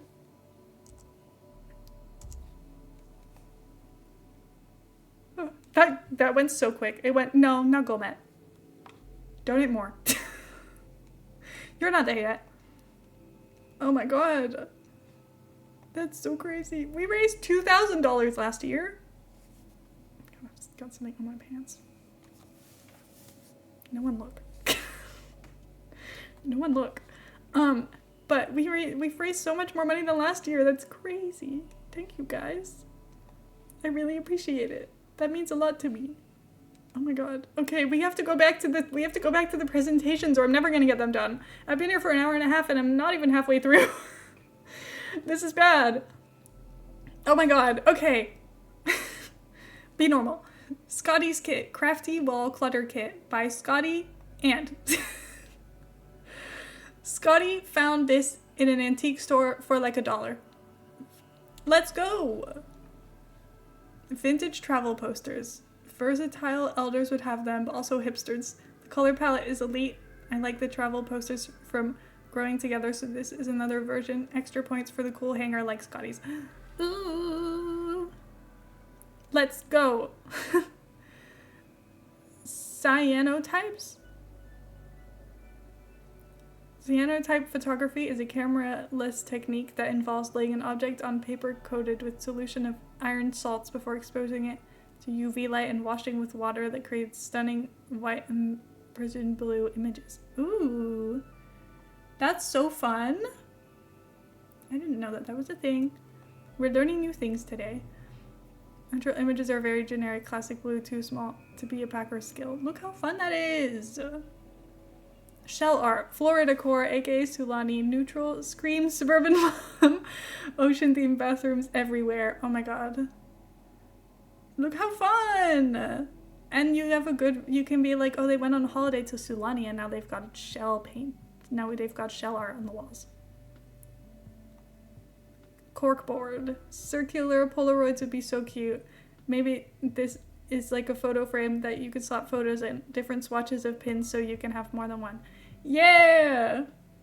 This is so fun. Make America gay again. Also the Sims pin. I've got a sparkly one of these. That's creator network only. Not to brag. I've been too scared to take it out of the packaging. Because I don't want to ruin it. So. I'm a loser. Don't worry about it. Also love the little like stamp. I don't know what's on it, but I like it. Wait, your school badge is the same as ours. That's from Harry Potter World. Oh, that's what. Well, okay then. Boards, also customizable and slottable. Fun colors can hang kids' art. That's so fun. Although that the Sim postcard, it can go straight into the Sims game. If you combine the two, you get a gallery wall. Wow! This is so fun. Tapestries, weaving textures. Look at this guy. So many possibilities. Medieval, luxe, trendy. This is so fun! So many possibilities. Oh, I already read this. Scotty made this. Imagine it's a cute little kid that takes your sim 2 hours to do. Then you get a confident moodlet when they view on the wall. That's so cute. Florals. Scotty made these and is very proud of them, but they took a picture. They look better IRL than in a picture. They aren't even real eucalyptus. It's felt. Scotty is also currently obsessed with floral swag in Animal Crossing. Look how cute! This is so fun. Look how fun they look. Pressed florals, just a continuation on the florals, but look at the cute little letter and imagine a couple different Simlish letters, especially for kids' bedrooms. So cute. The like letter things on the wall remind me of the bedrooms. When I say 7 Supergirls, do you know what I'm talking about? Probably if you're in my age range. Anyway, when I think of letters on the wall, their bedrooms, 7 Supergirls, yeah. Do you remember their bedrooms? Haven't heard that in years. Yeah, but like you remember their bedrooms, right? Because their bedrooms were like crazy. And they absolutely had like their name and letters on the wall or like their initials on the wall. They would love this. And now, art Scotty wishes she could afford or had the wall space for, but she can't / doesn't, so she would buy it in The Sims instead. Wooden art. Neutral, Scotty just loves a good movement, a wood grain texture moment. Nice. This looks so fun. I love this. The layers. Stained glass. I love stained glass. Even if it's not a window, the colors are great. Non-traditional, non-square shape. Stained glass is so cool. Like, look how pretty it is. One of my friends, when I was younger, she had like a mirror with like a stained glass border that her grandpa made, and I thought it was so cool. It was custom, and it was so fun. Ooh, look at the little plushy net. This is where everyone puts all their squishmallows. So trendy, so many options. Oh my god, little stuffy hammock. Yeah! I really like this one. Dead bugs. Shadow boxes, butterflies might trigger phobias. The beetles aren't for me, but I know there are beetle weirdos out there because my best friend loves beetles. Oh my god. No. Heather doesn't like it, but that's okay. We don't all have to like it. It's fine. See, we kind of have this with like the feathers. With cats and dogs, they go up the wall. Like the feather with the bird picture above it. I kind of feel like this, there would be a way to do this. You can catch bugs, but they go in like a box instead. Putting them on the wall would be fun. Real art. The kit out with real art from real artists like the other SDX drops or like Animal Crossing does. Scotty's been paying so much Animal Crossing. Sims version of real paintings like Starry Night or Mondrian. This one is in The Sims, isn't it? Or something similar to it. And then some art. Things that will not be in the kit. Gold frames, pictures or paintings of Sims, decals, unframed posters. Things that will not be in the kit.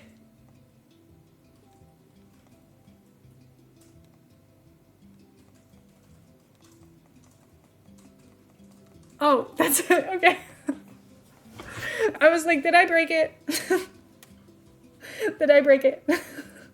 I didn't break it. Okay, everybody clap. Thank you, Scotty. Okay, let me cross that off of our list. Heather, you wanted to go next. Can you send it to me? Thank you, please, buy my kit. Slay. It's just so fun. Okay, now, guys, there's $42 left of the donation match.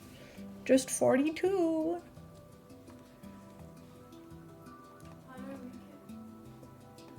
Well, you don't have to worry about doxing yourself because you're only sending it to me. Oh, okay. Well, in that case, I don't actually know.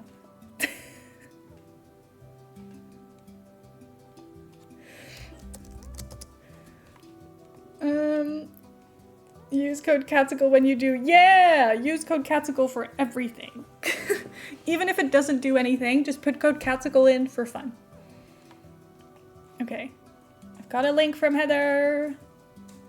Oh, this looks serious. Heather never lets me know anything about her presentations. She never tells me anything. She makes me leave the room. Every time I like walk into the room, she's like, don't look. Like a feral animal in the corner. So I know nothing about this. Heather knows what I'm presenting, but I don't know anything about hers. Do you have a spot for me? Bottom right. Bottom right? Yes. Okay, well, we're hanging out in a different spot. I will be looking away from the stream, but don't worry about that. It's okay. I'll be looking at you, chat, so don't be weird. Did you match the yellows on purpose, or is it just...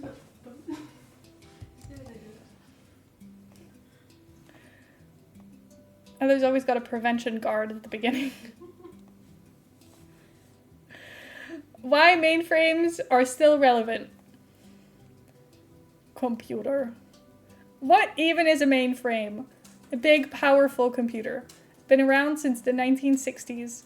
Used in banks, airlines, government, insurance, etc. Go slow, there's not many slides. Oh, sorry. They basically just handle loads of transactions and data. Even if you've never seen one, it's probably seen you. Now. Anyway, I've heard a lot about mainframes because Heather works on them. If you used a bank or booked a flight, it probably went through a mainframe system. Slay. Oh, look at the big room with computers. Heather XP at work. Why does she sit there with her laptop plugged into it? We're just chatting amongst the computers.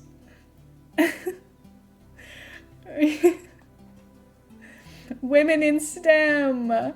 People say they're outdated. They're not. Mainframes are super reliable. They basically never crash, can run for decades.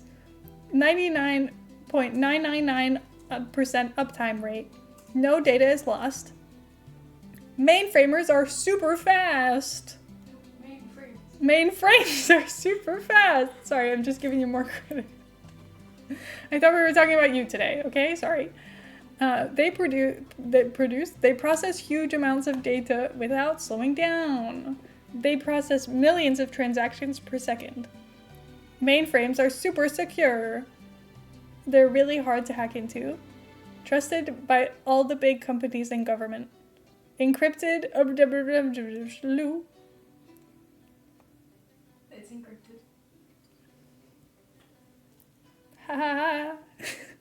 Mainframe facts. I like all of these random people that have made it onto the PowerPoint slides. NASA used mainframes, especially during the early years of the space program. Mainframes handle 90% of all credit card transactions. All the pics are women, as they should be. Stock photos. How many of these people do you think actually know what they're doing? How many of them do you think are just told to pose next to one computer because they're like, we're taking stock photos today, and the models that come in know how to type, and that's it. They're just like, okay, now hold this computer and look serious. They're like, where am I? A mainframe can survive an earthquake having a magnitude of at least 8 on the Richter scale. 92 of the top 100 banks use mainframes. All 10 of the top insurance companies use mainframes. They used to take up a whole room. Nowadays, they're the size of a fridge. They probably won't be going anywhere.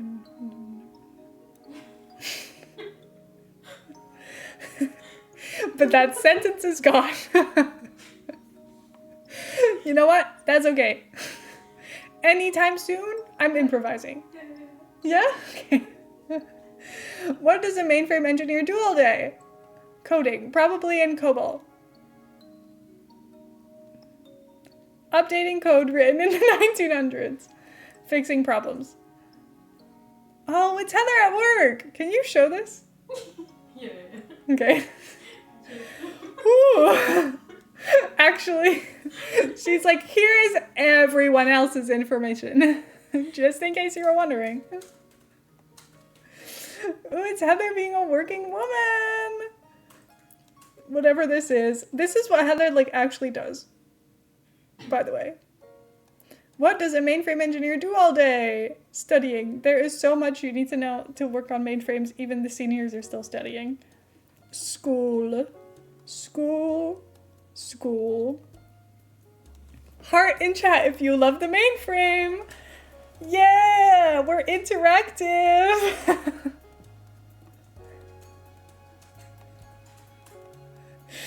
Yes, yes, yes. Let's try it out. You donate to St. Jude Children's Research Hospital. Your bank gets the transaction request. The mainframe checks your balance, approves the transaction, and updates it. In seconds, your money is donated to a good cause. Heather knows how to get bonus points. Look at her go. Look at her go. It's interactive. She's making you understand, and it's for the kids. She knows what she's doing. She's making you understand with charity donations. That's so genius. My forehead looks so shiny with this light, and it's not even. It's just my like filters and stuff. Anyway, we've got a QR code. So, if you're feeling tempted, this is your chance. Testing, testing. Donated $1 to St. Jude. Yay! Thank you, testing, testing. Anyway, I should have given everybody this QR code to just like put it all over the screen all the time, but it's okay. The link is also in chat. Anyway, very good. We all get it. Disclaimer, no rights can be derived from this site. In the event your bank doesn't use mainframes, then your transaction did not go through a mainframe. But at least it went to charity. Please don't sue me. I'm just a girl. Thank you for the disclaimer. Any questions? Cattsical will answer them. Will I? Why is she blinking like that? She's blinking very fast. I feel watched. That diva.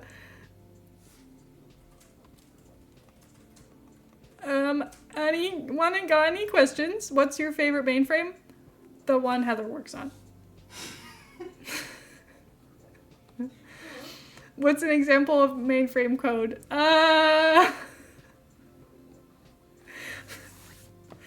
know what I do. What's an example of mainframe code? What mainframe should I root for this AFL season? Oh god. The vax in my username refers to a mainframe popular in the 1980s. Oh my god. How many frames could a mainframe frame if a mainframe could frame frames? Oh god. Anyway, I will come back to your questions on a later date. Thank you so much for listening. Thank you. Everybody clap. Oh, let's go! IBMZ/OS donated $1 to St. Jude. Yay! Whatever that means. Oh my god, IBM! What does that mean? Okay. We have left Luke, Gravy, me, and then Scotty and Heather's extras. Who wants to go next?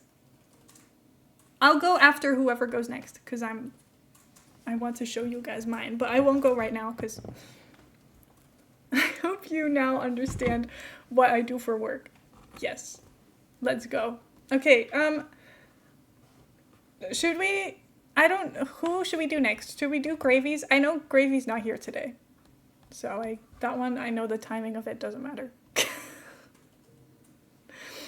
So, I don't know. Or we could do Luke's first. We could do whatever.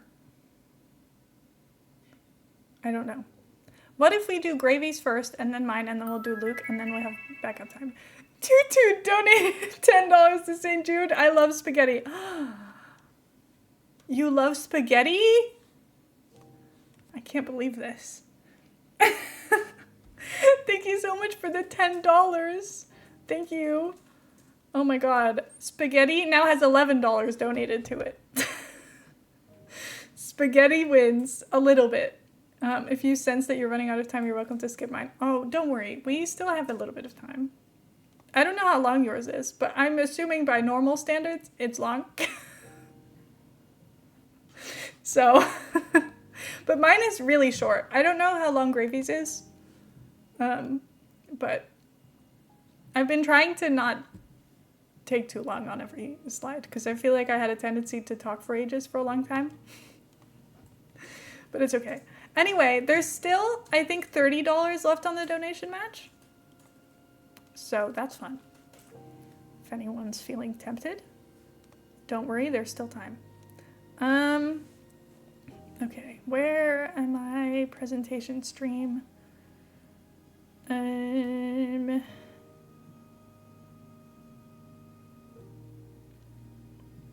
Gravy said, I started making a banger idea, but it turned to be a concerning amount of slides. Okay, well, we'll find out. We'll find out. We'll just talk fast, it's okay. We'll talk fast, it's okay. Oh, I need to move. Hold on. Oh, bad news. Okay, you know what? If I hang out here, we'll just hope for the best, because otherwise my donation alerts get cut off, and I'm not dealing with that right now. It's okay. Okay, everybody ready? Go. I need water first.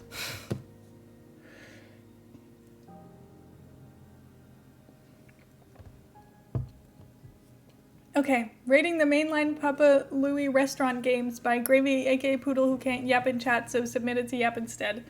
Yay! What's all this then? When I was about 7, I discovered Papa's Pizzeria on a Flash game site, and I was like, wow, a cooking game and restaurant game in one, and the customers have names? Then there was a burger sequel, and around the time I realized that the games would save your progress if you played on the same computer before, then I just played them on the library computers. There have now been 17 mainline games in this series, not including remakes for Steam or mobile. Let's go. The only thing school did to help me get a job. Oh. I don't know if that was a video or if it was something else, but don't worry about it. It didn't do anything. Choose your character. Like, seriously, this is it. Okay. I feel like I missed something. I did. Okay. Ignore that. I didn't have enough patience to wait for it to load. Sorry. Game 1, Papa's Pizzeria. Released August 2007. Workers, just Roy. Fun fact, it was originally a spin-off. The OG Papa Louie game was a platformer where you defend the world against evil pizza monsters that were created by a dodgy batch of pepper by an evil onion. Standard. There's lots of Easter eggs and shout-outs to the original game, such as customers Sarge fan dress up as an evil onion Sarge. 7 out of 10. I love pizza, but I love this Steam remaster more. Sorry, 2007. Let's go. Game 2, Papa's Burgeria. Released December 2010. Workers, Marty and Rita. New features, upgrades, decorations, shop, and choice of chefs. Fun fact, if you played the official Papa Louie site, you could play as Papa Louie himself, the only time the man has ever put in a shift at one of his own restaurants. 5 out of 10. I find this game kind of boring as there's no new ingredients to unlock. Boo! Kimmy did not much like he would call me names. Papa's Taco Mia. Released May 2011. Workers Mitch and Maggie. New features, closers, and food critic, harsher customers at the end of the day who tip higher for better order. Fun fact, in 2014, the Des posted an April Fool's joke saying there would be a real-life Taco Mia in Ohio. 7 out of 10. This one's very nostalgic because it was the first I really had long-standing save-in. Let's go! Okay. Papa's Freezeria. I like that they all end in Ia. August 2011. Workers Alberto and Penny. New features, speed boosters. Fun fact, it's the first game in the series to have fresh soundtracks.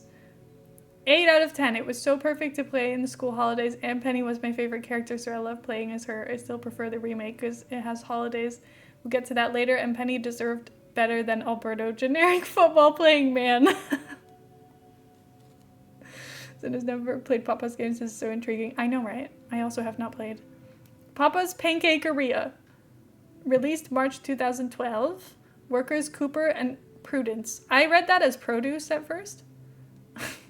New features, parade and minigames between levels. Fun fact, this is the first and only game of unlockable 4th station, the drink station. I can see why they scrapped the idea, to be honest.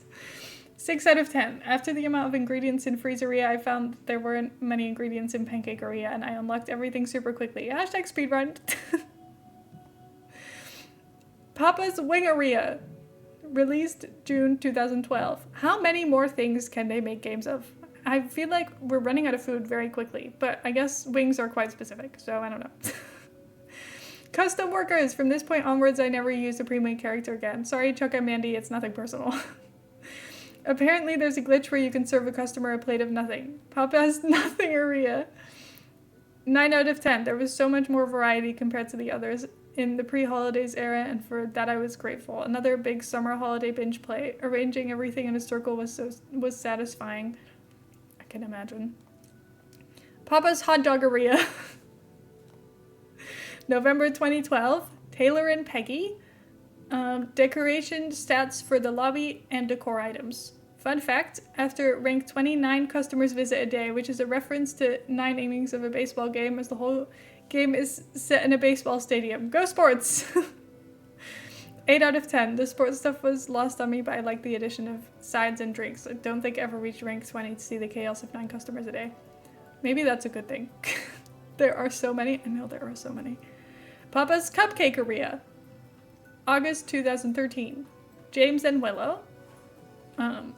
Holidays. My beloved, the love of my life, mwah mwah mwah. There's a clock in the screen shown at the start of the day that matches your computer time. It took me approximately 2 years to notice. 9 out of 10. Holidays changed the game because now I actually had motivation to unlock every customer and get all the ranks because I had new ingredients to unlock the whole time too. Just felt so fresh and new. Yay. Papa's Pastaria. I can't believe it took this long. Can't believe it. December 2013. Workers Doan and Utah. Utah? New features, dining room and hiring a server. This is the first of the series to have official ending. The wedding of 2 customers, Olga and Eduardo, but you can continue to play and unlock achievements after this point. 10 out of 10. This game always makes me hungry. I love pasta, yum yum. We love pasta. The poll is literally pasta. Papa's Donateria. Okay, we're losing the titles are... Donateria just doesn't sound that good. I'm sorry. Tony and Scooter. New features, revamped clothing system, and rare prizes for mini games. The color of the donut boxes corresponds to the current season. Violet before seasons are introduced. Green for spring, turquoise for summer, orange for autumn, and blue for winter. 7 out of 10. Enjoyable, but I felt like a lot of the ingredients, even default ones, are obscure flavors that don't feel like obvious default menu items, but maybe that's just me not being American. Papa's Cheeseria. Again, we're losing it now. Oh my god. Rudy, Scarlett, canon couple, and also bandmates. Let's go. Special recipes, ability to skip the tutorial. First game since Wingeria to not have a hat as part of the uniform. Maybe Doan complained after the Pastaria hats. 10 out of 10. Always makes me want grilled cheese. Yummy! Okay, Papa's Bakeria. On Pie Day, because pies. Tim and Cecilia. New looks for a lot of customers, revamped menus, stickers instead of badges for achievements, which also go towards unlocking new outfits for customers. Let's go. Custom workers can now wear dresses, including the men. Diversity win! 8 out of 10. I think there should be more default toppings, but maybe the sheer number of filling options makes up for it. After all, with pies, it's what's inside that counts. Oh.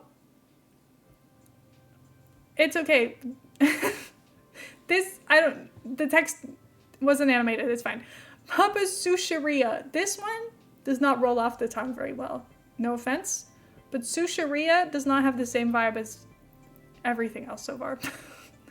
New features. New character Vincent is a postie who now delivers the customers new outfits instead of your chef.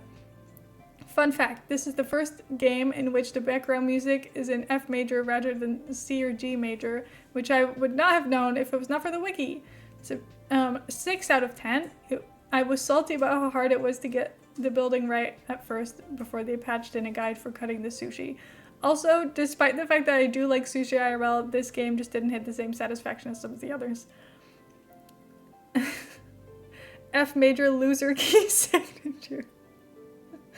This music nerd is disappointed. Oh? What was that? Something just fell. Oh, it's just leaving instead of appearing. I don't think that was on purpose. Papa's Scooperia. Again, you're losing me with the names. At least it's not Ice Creameria, because that's worse. Carlo and Coily. New features. Order evolution. I'm still making up words as I read. As a customer gets more stars, their order will get bigger. Slay. Fun fact, the most points you can possibly earn for a single order is 600 by serving the Wild Berry Moon Special to a 4-star customer. Gotta keep us on our toes with the animation. Yeah. 9 out of 10. This one was so in-depth, so many ingredients, and every order felt different. Some of the mechanics were a bit hard at first, though I struggled to unlock specials. Papa's Mocharia. This one, we're getting more recent now. The names are not getting better. First mobile exclusive. Exclusive. Papa almost had a coffee shop way back in 2011, but the idea was scrapped in favor of Papa's Taco Mia. By the way, Taco Mia, they were like, I can't add Mia to this, so it's separate. I don't know. 8 out of 10. Honestly, I was dubious about this one for a long time, because how can you make coffee more interesting without making it really convoluted? But I finally caved and bought it this year and got addicted to it. And the drink making process is very satisfying. What is this? Let's go lesbians? Oh, we got lesbian drink. Papa's Cluckeria? Now, what the hell? Wyland in Olivia. Food truck, aka Flea Play. Free play.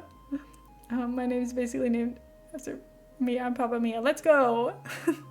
Breaking news cutscenes throughout the game. Okay. Up to 210 different combinations of slushy flavors in this game, and all ingredients are unlocked. In free play, you can combine flavors from 2 different holidays, so this number increases to 650. Oh my god. 8 out of 10. This one makes me very hungry, but I do fear it has replaced Burgeria. I can't see them remaking Burgeria for Steam, for example, given how many features that could be used for Burgeria have been used in Cluckeria. Cluckeria is a name. Papa's Palateria. I don't know what that word is. It's at the bottom of the screen. If you're unfamiliar with palitas, which was before this game, they originate in Mexico and are basically an ice lolly that can have any combo of fresh fruit juice, and ice cream fillings. I'm sorry, my ability to read is gone. Hacky Sack and Liesel. New features? None that I can find. Fun fact, Liesel is canonically trans, and there's also a non-binary customer who was introduced in Cluckeria. Papa Louis said, trans rights. Slay. 7 out of 10. This one didn't hook me as much as some of the others, but that might be because I started playing it in March. I feel like it will hit more in the summer. Fair. And done. In the unlikely event of having any questions, please submit them to #livestreamchat, and I'll probably check my phone at some point. P.S. Please donate to St. Jude. Yay! My favorite part of this was all of the different names and the fact that I had absolutely no idea what was going to come next. Because I was like, surely we're out of food now. Surely there is nothing else that we can do anymore. But there is. Because now we're doing Cluckeria. Whatever that is. Big fan. Okay. I feel like we're running out of time. I was even thinking I could do another PowerPoint stream in like 2 weeks just to do the ones that we don't have time for. Because I was worried we were going to run out of time. And we might have to start actually thinking about that being an option. Because it's already 10 p.m. So I don't know. I don't have to work super early tomorrow, but how many left? Well, if we're not doing doubles, then me and Luke only. Otherwise, you and Scotty as well. But I don't know. Mine is really short, so don't worry about that. It's so short. So I'll present it to you now. Did we clap? I don't remember. But you guys did. I don't remember if I did. Anyway, thank you for the presentation. I loved it. Okay, my turn. I think I can stay here because I just went with my normal setup. Oh wait, I normally am down like here, maybe? Oh, I'm against, why am I like against a wall? Okay. That should be fine, I think. Anyway, I today will be telling you about silly animals I did not know existed. Sorry, clicking didn't work. First up, pink fairy armadillo. This is the smallest armadillo. I think it's 15 centimeters long. It's the only mammal with double skin. I don't really know what that means, but it's got 2 different skin layers, which is fascinating. And it also, to me, looks like if a shrimp were a land creature instead of living in water. Because what the hell is that? No offense, but who are you? Oh, sorry. Too fast. I told you it's short. Second, Ulm. They're kind of like axolotls, except they don't have eyes, which makes them blind. And also, they're just kind of ugly. They're just kind of like an eel with a mix of axolotl, even though I don't think they're related at all, genetically or anything, but they kind of look the same. It does have back legs, by the way. They're just very long down its long body. They can live up to 100 years, and they're very long. This picture does not do it justice, but I needed you to see its face. They're like eels, kind of, in vibes. If that makes sense. Number 3, the red-lipped batfish. Who is this diva? I don't know, but I saw her and I needed to show her to you. She walks on the floor of the ocean / wherever she swims. I don't really know, actually.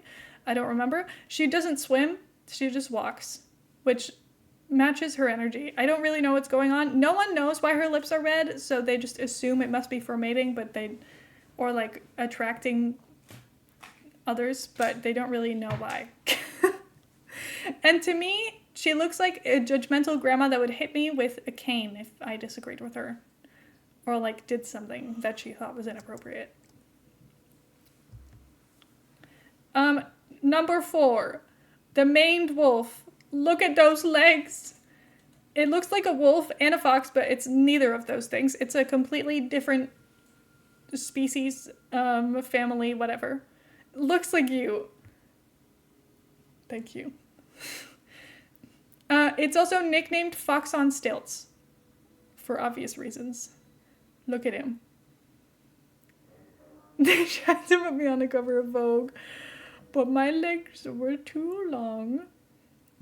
Lastly, we have Hyrax. I don't know anything about this guy, but apparently he's mentioned multiple times in the Bible. So people know him from there. He's a celebrity. And very important, apparently. And somehow is, I think, the closest related to elephants from all living creatures right now, or something like that. I don't know. Like if you go back in their tree of where they came from, the elephants are most closely related to this thing from all other things that are alive, which I don't really believe, because this thing looks like a hamster that lives in the wild more than an elephant. But I guess that's not how that works, so it's fine.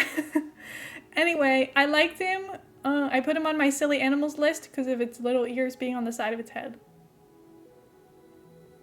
And he just looks so curious, and look at its little hands. Anyway, what do they all have in common? They're silly, they're interesting, they're unknown to me, and they love when people donate to St. Jude. So donate to St. Jude. Save kids, find cures, get bragging rights, and the animals will love you forever. Thank you for listening to silly animals you now know exist. Now please donate to St. Jude. The QR code makes a return. Anyway, thank you so much. I told you it was short. It's literally like 2 seconds long. But the animals want you to give all of your money to St. Jude, because we love them. Also, fun fact, most of these animals do not do well in captivity, which is probably why you don't know about them, because they don't like go in zoos or anything. They just kind of have to like find them in the wild. The first one, the fairy armadillo thing, doesn't survive in captivity. I don't think the Ulm survives in captivity, even though it can live 100 years in the wild. I don't know about the other ones. But I don't think that fish with the lips is going anywhere. So, I don't know, but... Oh, sorry, wrong scene. Anyway, I hope you liked my animals. I only made it today. It's very short. I just thought it was fun. And I wanted to give you guys the spotlight. I didn't want to take away from you guys in time. So you get silly animals and that's what you get. Got back from playing with the dogs. Yay! How was it? I hope you had fun. Okay, let me check off mine. Okay, Heather, important question. Do you want to go to bed soon? Okay. Heather says no, which means we can do Luke's presentation. Yippee! They're all sleeping now. Let's go. Oh my god, I get technical notes. Bottom right of the screen, it doesn't matter where as long as you can read everything, it's fine. Okay. I can turn on the laser pointer. Then you can see everything. Okay, no, turn that off. That's really distracting because I know I will move around my mouse all the time. Okay. Yay! I will go here. I like that it's yellow, by the way. Thank you. How many slides do we have? 153. I didn't read any of the titles, don't worry. So I will be fast. I won't last too long on every slide because otherwise I'm gonna lose it. We're all just gonna fall asleep because it gets too late. Anyway, let's go. I'm excited because these presentations are always fun. I know we're gonna learn about something I've never heard of before. I tried so hard to edit it down.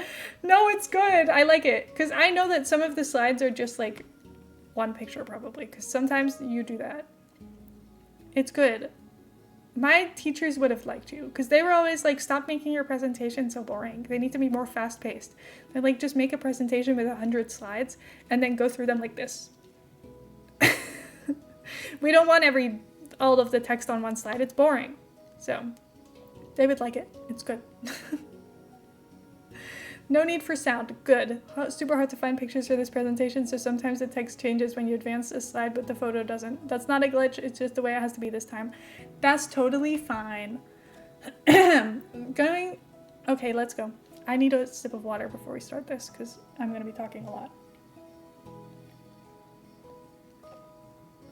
Okay. I was going to do a presentation about the metric system in North America. I was so proud of it, but then like I said, our presentations had to be fun. So I guess we're not talking about weights and measures, but that's okay. Because here's a story about crappy old men getting dunked on over and over again by a Canadian woman. Hell yeah! Wait, no, tell us about the metric system. What could be more fun than that? I want to be clear, I'm the last person who should be telling this story, being that I'm neither a woman nor a Canadian. But I don't see anyone else doing it. Besides, Canada has a unique history and a unique place in the world. And Presentation Stream is an opportunity to tell Canadian stories to international audience, elevating Canada's global prestige to soaring new heights. So today we're going to talk about Doris Anderson, one of the most important Canadian feminists. This is now the Canadian I don't know how many times in my life I've said Canada, but it's too many. It's every time after I say the word Canadian, my brain doesn't know how to Canada anymore. Anyway, ignore me. If you look at a map of Canada, you'll notice Alberta in yellow to the west. We have learned about her today. Hilda Doris Buck was born there. Let's go. In Medicine Hat. I'm sorry, Medicine Hat? Anyway, in 1921. Growing up in the Great Depression, Doris had a rough childhood. Her family struggled to make ends meet, and Doris didn't exactly conform to her conservative mother's idea of how young ladies should behave. She does all her sewing by hand. Okay. You've got to remember that back in the day, women didn't have a lot of options. Girls were expected to grow up, get married, and raise children. And she had always wanted more than that, as you should. Doris graduated from Teachers College in 1940, But she had no intention of becoming a teacher, not for long anyway. She took short-term teaching contracts in rural Alberta and used the money to pay for university. She graduated from the University of Alberta in Edmonton in 1945. Slay. And promptly left Alberta for Toronto. Young women in the 1940s only had a few career options. They could become a teacher, a nurse, a secretary, stuff like that. And even then, they could only work when they began to have children. By maybe the 5th month of pregnancy, women, until they begin to have children, is that what I even read? I don't even remember. I feel like I said it wrong. By maybe the 5th month of pregnancy, women were expected to quit their jobs, or else they were likely to be fired. But Doris Anderson wanted to be a journalist, and the whole 5th month of pregnancy thing, she would deal with that when the time comes. Hell yeah. She found a job as an editorial assistant on Star Weekly, a long-gone magazine that I know nothing about. She then worked as a scriptwriter for a radio program, and then became an advertising copywriter for a chain of department stores. Then she moved to London to become a fiction writer, and quickly found out that you can't make money as a fiction writer. So she came back to Toronto. In 1951, she took a crappy editorial assistant job at what was then an unremarkable women's magazine. Chatelaine? Look, I'm not gonna lie to you. I didn't even know Chatelaine existed until I started researching this presentation. As far as I know, it's only published in Canada. It was the kind of magazine with articles about how to look pretty so men will like you, and how to make a salad that men will actually eat. I'm totally serious. You wouldn't expect it to ever become a leading voice in the Canadian women's movement, but Canada has its own things going on. In 6 years, she had become the editor of Chatelaine. Hell yeah. Salad. I know. But the men in charge of the company weren't happy about it. They only gave her the job because she threatened to quit if management appointed another man to the position. 2 weeks before her promotion, she got married to some guy named David Anderson, who is 100% irrelevant to the story. She just wanted to have kids. In the 1950s, getting married was the only way to do that. When she was pregnant with her first child, she was pressured by her husband and her employer to resign, but Doris Anderson had worked too hard for her career to give it up. In the end, she was able to keep her job. She didn't get any maternity leave because there was no such thing at the time, and management made her work from home while pregnant, so that the other women at the magazine wouldn't get any inconvenient ideas. But the women at the magazine were about to hear a lot of inconvenient ideas, because Doris Anderson was ready to show everyone why she's the main character of this story. The thing with most women's magazines in the 1950s and 1960s is that they were edited by men. Of course. Work from home diva, yeah!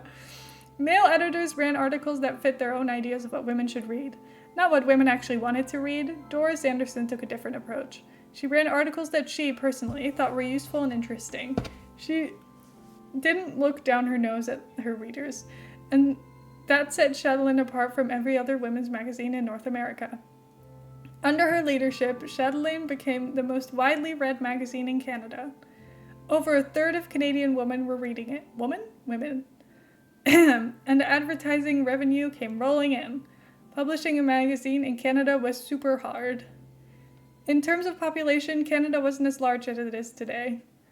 It's also very close to the United States, so Canadian magazines had to compete with the massive US publishing industry. Chatelaine not only paid for itself, but supported its owners' other magazines, so management couldn't afford to interfere with its success. This fact did not escape Doris Anderson's attention. And she was an editor, right? Editors get to write editorials. And a lot of those editorials were way ahead of their time. She wasn't looking to cause controversy, but she didn't shy away from it either. She criticized Canada's harsh and cruel abortion laws. She called for legalization of birth control pills. She spoke out against racism and mistreatment of Indigenous people. And she demanded equal pay for women. Hell yeah! Some of the most powerful editorials were just personal accounts of her burnout and her depression from years of struggling to meet unreasonable demands that society places on women. She bravely told the truth, and her readers respected that. Anderson hired more women to work as journalists. She encouraged them to ask uncomfortable questions, and she shielded them from upper management. Anderson ran a cover story about 50 women who deserved to be in Parliament. More than the incompetent men that were currently in Parliament. Some of those women got elected and had long political careers. Hell yeah! Many people complained that she was turning Chatelaine into a feminist rag. But money talks in Canada, just like it does everywhere else. Canadian women kept buying the magazine. So companies kept on buying ads.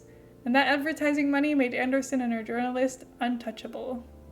By the 1970s, Doris Anderson was probably the most recognizable voice of Canadian feminism. In 1973, she was made an officer of the Order of Canada. I don't know what that means, but that sounds important. But while she had made her employers a mountain of money, she was only being paid half of what male editors were being paid. Of course. I hate them. Why? They weren't even doing anything. Even though her magazine was totally supporting their magazines, which struggled to compete with the flood of magazines from the United States. She demanded a promotion and a raise, but after all these years, and after accomplishing so much, Doris Anderson had finally reached the glass ceiling. The less qualified man who got the promotion instead was a huge jerk, and Anderson wasn't about to take crap from some dude who wasn't even an officer of the Order of Canada. So she left Chatelaine in 1977, 20 years after first becoming an editor. Before we discuss what happens next, we need to discuss Canada's independence. There never was a huge climactic moment when Canada sprang into being. It slowly gained independence from the UK in the most Canadian way possible, saying please and waiting patiently.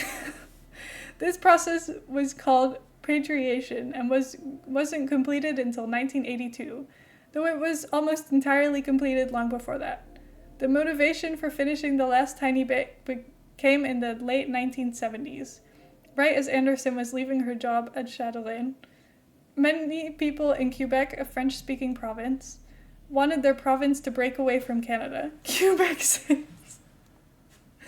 So Pierre Trudeau, the Prime Minister, hoped that finalizing Canada's independence from the UK would help national unity and inspire Canadians to feel a little more Canadian. Anderson saw a big opportunity on the horizon because to finish patriation, Canada would have to modify its constitution, and it would be a chance to lobby for strong wording on women's equality. In 1979, she accepted an appointment as the chair of CACSW, the Canadian Advisory Council on the Status of Women, and the Canadian government began drafting changes to Canada's constitution. Among those changes was to be a Charter of Rights and Freedoms, affirming the basic rights of every Canadian. Section 15 of the Charter was an equality clause, preventing discrimination on a number of grounds, including sex. Doris Anderson was not convinced. She saw the language of the clause was similar to what already existed, and what already existed was useless as legal tool to help women. She hired an expert in constitutional law to help make her case, and complained both to Canadian Parliament and Lloyd Axworthy, the man in charge of protecting the status of women. Of course, a man. This angered everyone. Axworthy in particular was really angry. They just wanted to look like they cared about women. They didn't want to actually have to care about women. And they certainly weren't interested in what women had to say. Axworthy orchestrated an attempt to silence Anderson. Very looking out for women, sir. Is Lloyd Axworthy the main character of the story? He is not. Every time Lloyd Axworthy opens his mouth, 100 more women become feminists. Hell yeah. Doris Anderson, starting Twitter beefs years before the internet was developed. When Axworthy canceled a big conference Anderson had been planning, she just held the conference anyway. On February 14th, 1981, 1,300 women all over Canada came to Ottawa for what would become known as the Ad Hoc Conference. Apparently, nobody thought it was important to photograph this moment in Canadian history, so here's a picture of a cat. Yay! They drafted Section 28 of the Charter. Notwithstanding anything in this charter, the rights and freedoms referred to it are guaranteed equally to male and female persons. Hold it! What about trans and non-binary people? Well, aren't we impatient today? You're right that they weren't thinking about that in 1981. But in Canadian law traditional, there's something called living tree doctrine. It asserts that their constitution is organic, and that when it's applied, it should be interpreted in the context of the modern day. Jennifer Caution is a law professor in Alberta. She specializes in constitutional protections for women and gender minorities. Caution says there's a strong argument to be made that Section 28 should apply not only to male and female persons, but also to gender diverse persons. This is because the Constitution is a living tree that evolves over time, as social understanding of different norms and values evolve. I don't know if it's ever been tested, but the law is probably on your side. Anyway, as I was saying, each word of Section 28 was very carefully chosen to make it difficult for government to weasel out of its commitment. And those 1,300 women were eventually able to push it through. Yay! In the end, Doris Anderson won. As she should. Together in sections 15 and 28 of Charter of Rights and Freedom are the legal foundation for gender equality in Canada. And Canada now has a Department of Women and Gender Equality. Yes, with an expanded mandate that includes LGBTQ plus interests. There remains a lot to do, and Canada should work faster to get it done. But women in Canada have more rights than women in most countries. And they certainly have more rights than they would have in the United States. Sorry for you guys. By the time the Canadian Charter of Rights and Freedoms was done, Doris Anderson was in her 60s, reaching retirement age. But she didn't retire. She continued to support women in journalism. Hell yeah! And encouraged women to run for parliament. She wrote books and campaigned relentlessly for European-style proportional representation. I don't think Doris Anderson was a perfect person by any means. As a middle-class professional woman, a lot of the articles she ran in Chatelaine were biased towards problems white middle-class professional women faced. But most women aren't white middle-class university graduates. If you look at the magazine covers from her tenure as editor, I'm running out of breath. I need to take a deep breath. I don't know why I'm reading so fast. Someone stop me. Thank you, raindrops.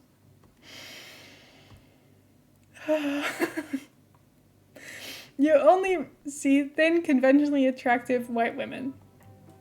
But we are all imperfect people, and we live in an imperfect world. Even if you think that she could have made better decisions, the fact remains that she stuck to her principles and got stuff done. And Doris Anderson really did change Canada. All Canadians, even Canadian men, are better off. In the modern Canada she helped to create. Beyond that, her career makes for such a delightful story. And Canadian history is full of fascinating stories. Hell yeah! Hiding just below the surface. How is this possible? Rat-free. Waiting for Liga's next fundraiser. Don't worry, the next one won't be about rats. Why? That was so fun! Why can't it be about rats? What if I wanted to be about rats? Thank you, that was so fun! You are always teaching us something interesting. Hell yeah! That was so fun! I had such a good time. Thank you. I love that. See, this is what I mean. That was 153 slides and it took 20 minutes? That's fine. They're very well paced, I think. They're easy to read through. Good job. You always have good presentations. I love them so much. Thank you. I can do another one of yours, Heather, if you want. Let me check off this one. I don't work until 11 tomorrow instead of 10 like I did last week, so I can wake up at 8:30, I think. Living my life. Living the dream. I have a question. I have an answer, hopefully. Please ask. Sweetheart, can you explain something to me? As long as you don't ask it like that, I'm willing. What is your question? I would love to know. USB charger? Do you have an incentive for 3,000 raised? Yes. Why do you ask? Do you happen to have a 400 spare dollars on you? I think for 3,000, let me find it. By the way, for 2,500, I now need to do an Animal Crossing villager hunt. But for 3,000, I'm attempting to make a Roblox game, which is not something I have any knowledge of. And I also don't know what I want it to be, but we can brainstorm together. I don't know. I probably won't do it on stream because it requires coding and I don't know how to do that. And I think it will take too much Googling and I can't share my screen while I Google because I'll dox myself. But yeah, it's not on Tiltify because if you want to put a goal that's higher than your existing one, it will automatically raise it. So all of the goals that weren't there, they will automatically raise your goal. And I was like, I don't want to risk doing that by accident because once you make a goal higher, you can't put it back down. So I just add them once I've already raised the goal because I think it won't raise my thing until I've activated it, but I didn't want to risk it because I was like, what if I accidentally put the goal to 3,000 at the very beginning of the month and then I can't put it down and then what now? Because what are the chances of reaching 3,000 at the beginning of the month when you reached 2,000 the year before? You can't take that chance. So anyway, it's my time to look at Heather's presentation. Anyway, we still have $30 left on the donation match. If anyone's got $1 or 1 or 2 or 3 or 5 or 30, this is your chance. Okay, let's look at Heather's number 2. Whoa. No, not that one. The presentation number 2. Presentation number 2. No, that's not what I meant. God, a girl can't even say something. You know that's, let's just go. Wait, do I have a spot on this one? Or should I just stay in the corner at the bottom? Yeah, there's no spot. Okay, I didn't think so, but it was worth asking. Yeah, bottom left, but it's fine. Bottom left? I'll go to the bottom left because then I'm looking towards the presentation a little bit more. That feels more natural to me because I normally hang out on this side of the screen. Anyway, sorry. Let's go. This looks cute.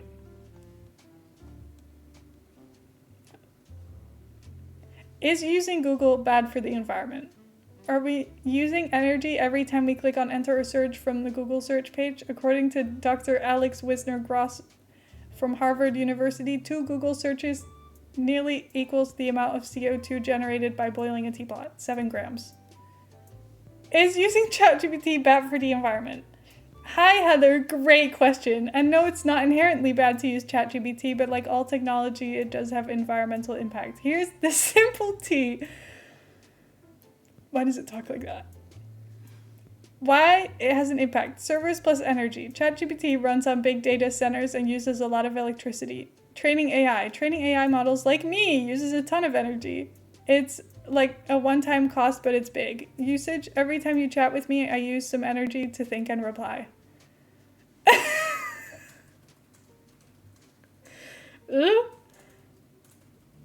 Can cattsical replace Google / ChatGPT? By Heather XP. Cattsical, please help my addiction. I have collected things that I have typed into Google and ChatGPT. Please answer them instead. For every time you answer well, I'll donate $1. I just think this is funny. What do you mean? Can everyone join? If I give a good answer, will you donate $1 to St. Jude? Can everybody join in on this? We'll get so much money. What counts as a good answer? I guess we'll find out. It's subjective. I guess you decide with your dollars. Whatever you think is a good answer, go for it. This is a great idea. Let's go. Okay.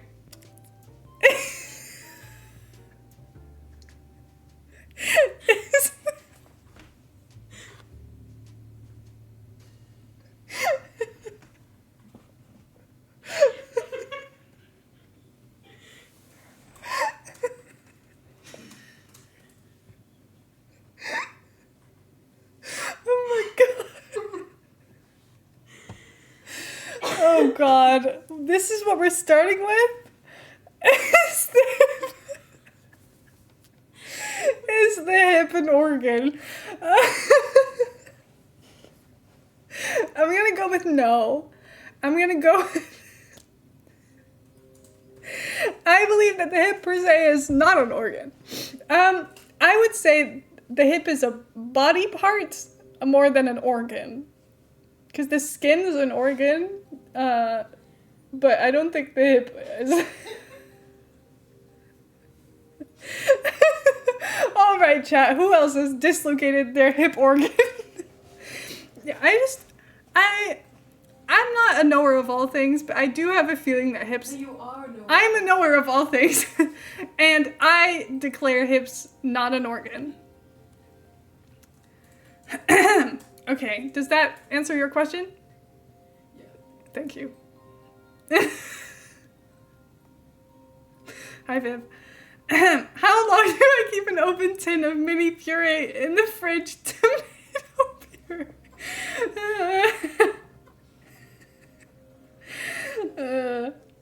I like, how long can I keep an open tin of a mini tin of puree in the fridge? Tomato puree. Oh, God. Let's go with excellent wording. You can tell she's a mathematician. See, I don't like eating anything that's been left in the fridge for too long, so I'm gonna go with about 24 hours. It's probably longer, but I'm gonna say anything over 24 hours, maybe 26. If it's not the next day, I don't want it anymore. You can keep it as long as you want. She didn't ask if you should. That's true. I don't think the point of it growing legs and walking away is in a soon time period. So probably, depending on if you want to eat it, anywhere between a day and the rest of your lifetime. You're getting free footballer images, by the way. Oh. Explain stocks like I'm 5. Explain stocks. Stocks for 3-year-olds. Stocks for beginners. First question, back to you. What would a 3-year-old do with stocks? Context, I work in stocks. Okay, so how would I explain stocks as someone who has not a lot of information? I had stocks when I was 3. Okay, so stocks are like you buy a part of a company that makes money, and then you can sell that again when they've made more money, and then it will sell for more money. But then if they lose a lot of money and you sell yours, then it will sell for no money, and then you'll lose all of your money. So you have to be smart and invest in things that are going to make you more money. Otherwise, you are doing something that's not very smart. Is that okay? That will do, I think. Next. Okay, next question. Why is it called W? Because it kind of looks like a U, but double.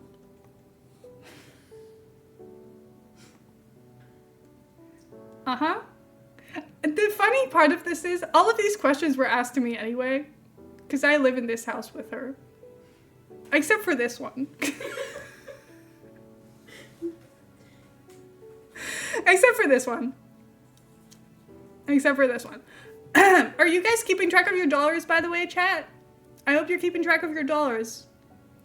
I sure hope you're keeping track of your dollars. Thank you. Does the sum of n2 minus 1 converge? Absolutely. Yes. Yes, it does. Uh-huh. Yeah. Okay. Searched for how to become a grandmaster backgammon. So you play, okay, so in backgammon you like move the little things around. How do you become a grandmaster? I don't know. I feel like when people say that to become good at things, you have to spend like 10,000 hours on it. So that's my advice. Okay. The Champions League trophy. We're thinking of the good years only in this slideshow. Yeah. My armpit temperature is 37.7. This is not a question. My answer is I think you're gonna be fine.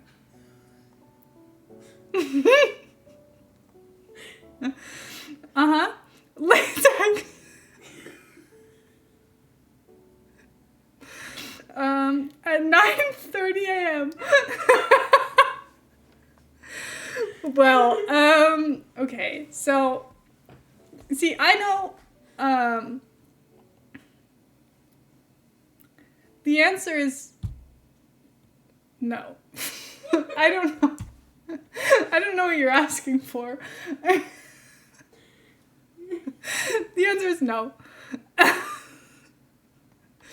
How to incubate emu eggs. Okay, actually, so I don't know. So we've got, so the bird lays the eggs, and then a bird will sit on the eggs and not move to do anything, except to readjust positions until the eggs hatch. So that's how emus incubate their eggs. How do you incubate them yourself? You sit on them the way an emu would, but you don't crush them. They just need to be warm. Anyway, keep them cozy and warm and they will birth themselves. Now, what is this? Can you explain these two bars for me? The key is G flat major? Oh, I'm so smart. That could have been really bad if I got that wrong. So, what you're looking at...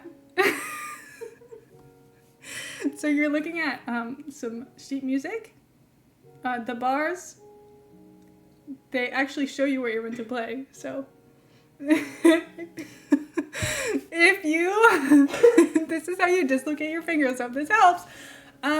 If you just follow what's on the paper, and if you follow the directions, you know, the notes and stuff, then you will play a song. That's what that means. I agree. Can you be allergic to sunflower seeds? Probably. But it's unlikely. I don't think that's happened. I don't think that happens very often. But probably. I think you could be allergic to just about anything. So I'm going to say yes. Yeah.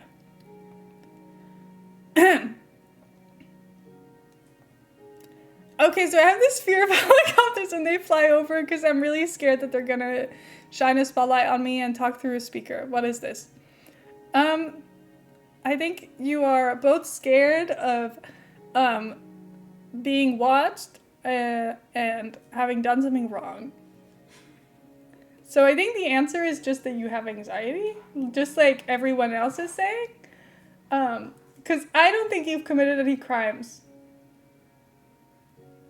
It's unlikely that if you're Googling this or while asking ChatGPT this, it's unlikely that you have actually done something wrong, because I think if you were scared of this and it was happening to you, you'd probably not be able to talk to ChatGPT anymore. Anyway, that's my answer. Next, results. Please discuss. Can I replace my ChatGPT Google search addiction with Miss Cattsical? What do we think? Please. Heather, why do you... That was nice. I like that you did not adjust any. Slide. Yeah, but I like that you didn't adjust any of the information. So leave the slide. Yeah. I don't think you have to keep yourcompany.com. But it's okay. Okay, what do you think? How many dollars need to go to St. Jude? Because I personally think, I choose to believe that I gave sufficient answers. How many questions were asked in total, just for a reference for everybody else? What do you mean, don't know? You don't know how many questions you asked? How are you meant to know how many dollars? I just kept the tally. Okay.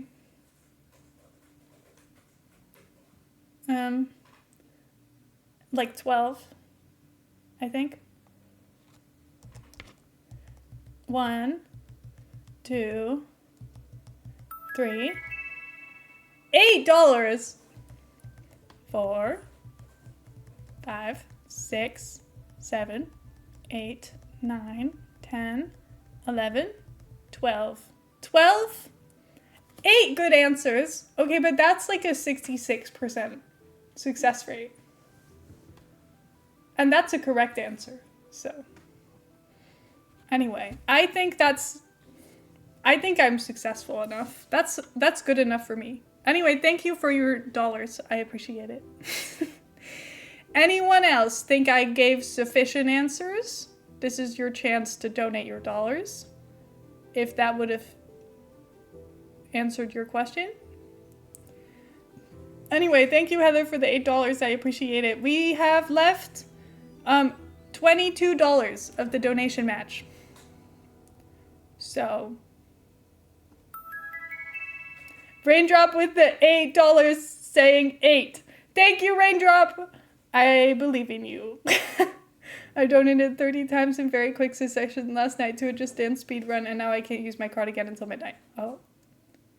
It's okay, Motska. I'll take your $12 in mentally. Because I think you would say that all of my answers were good. Don't tell me no.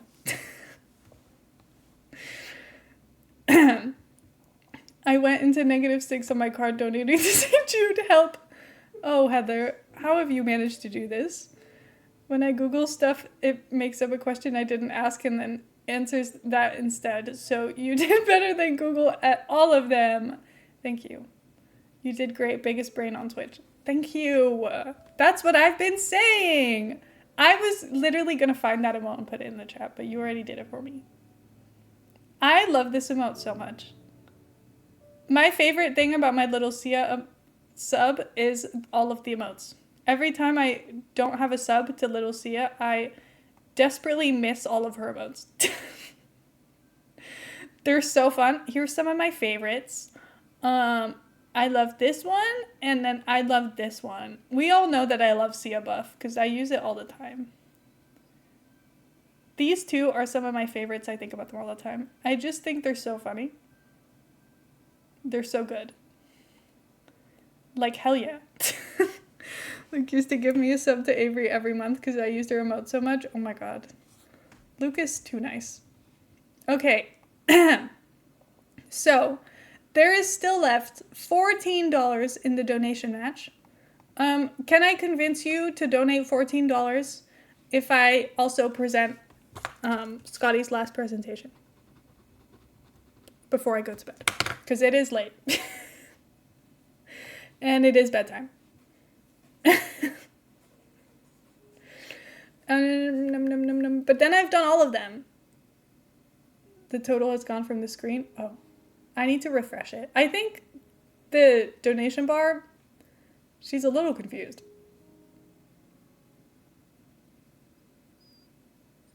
There we go.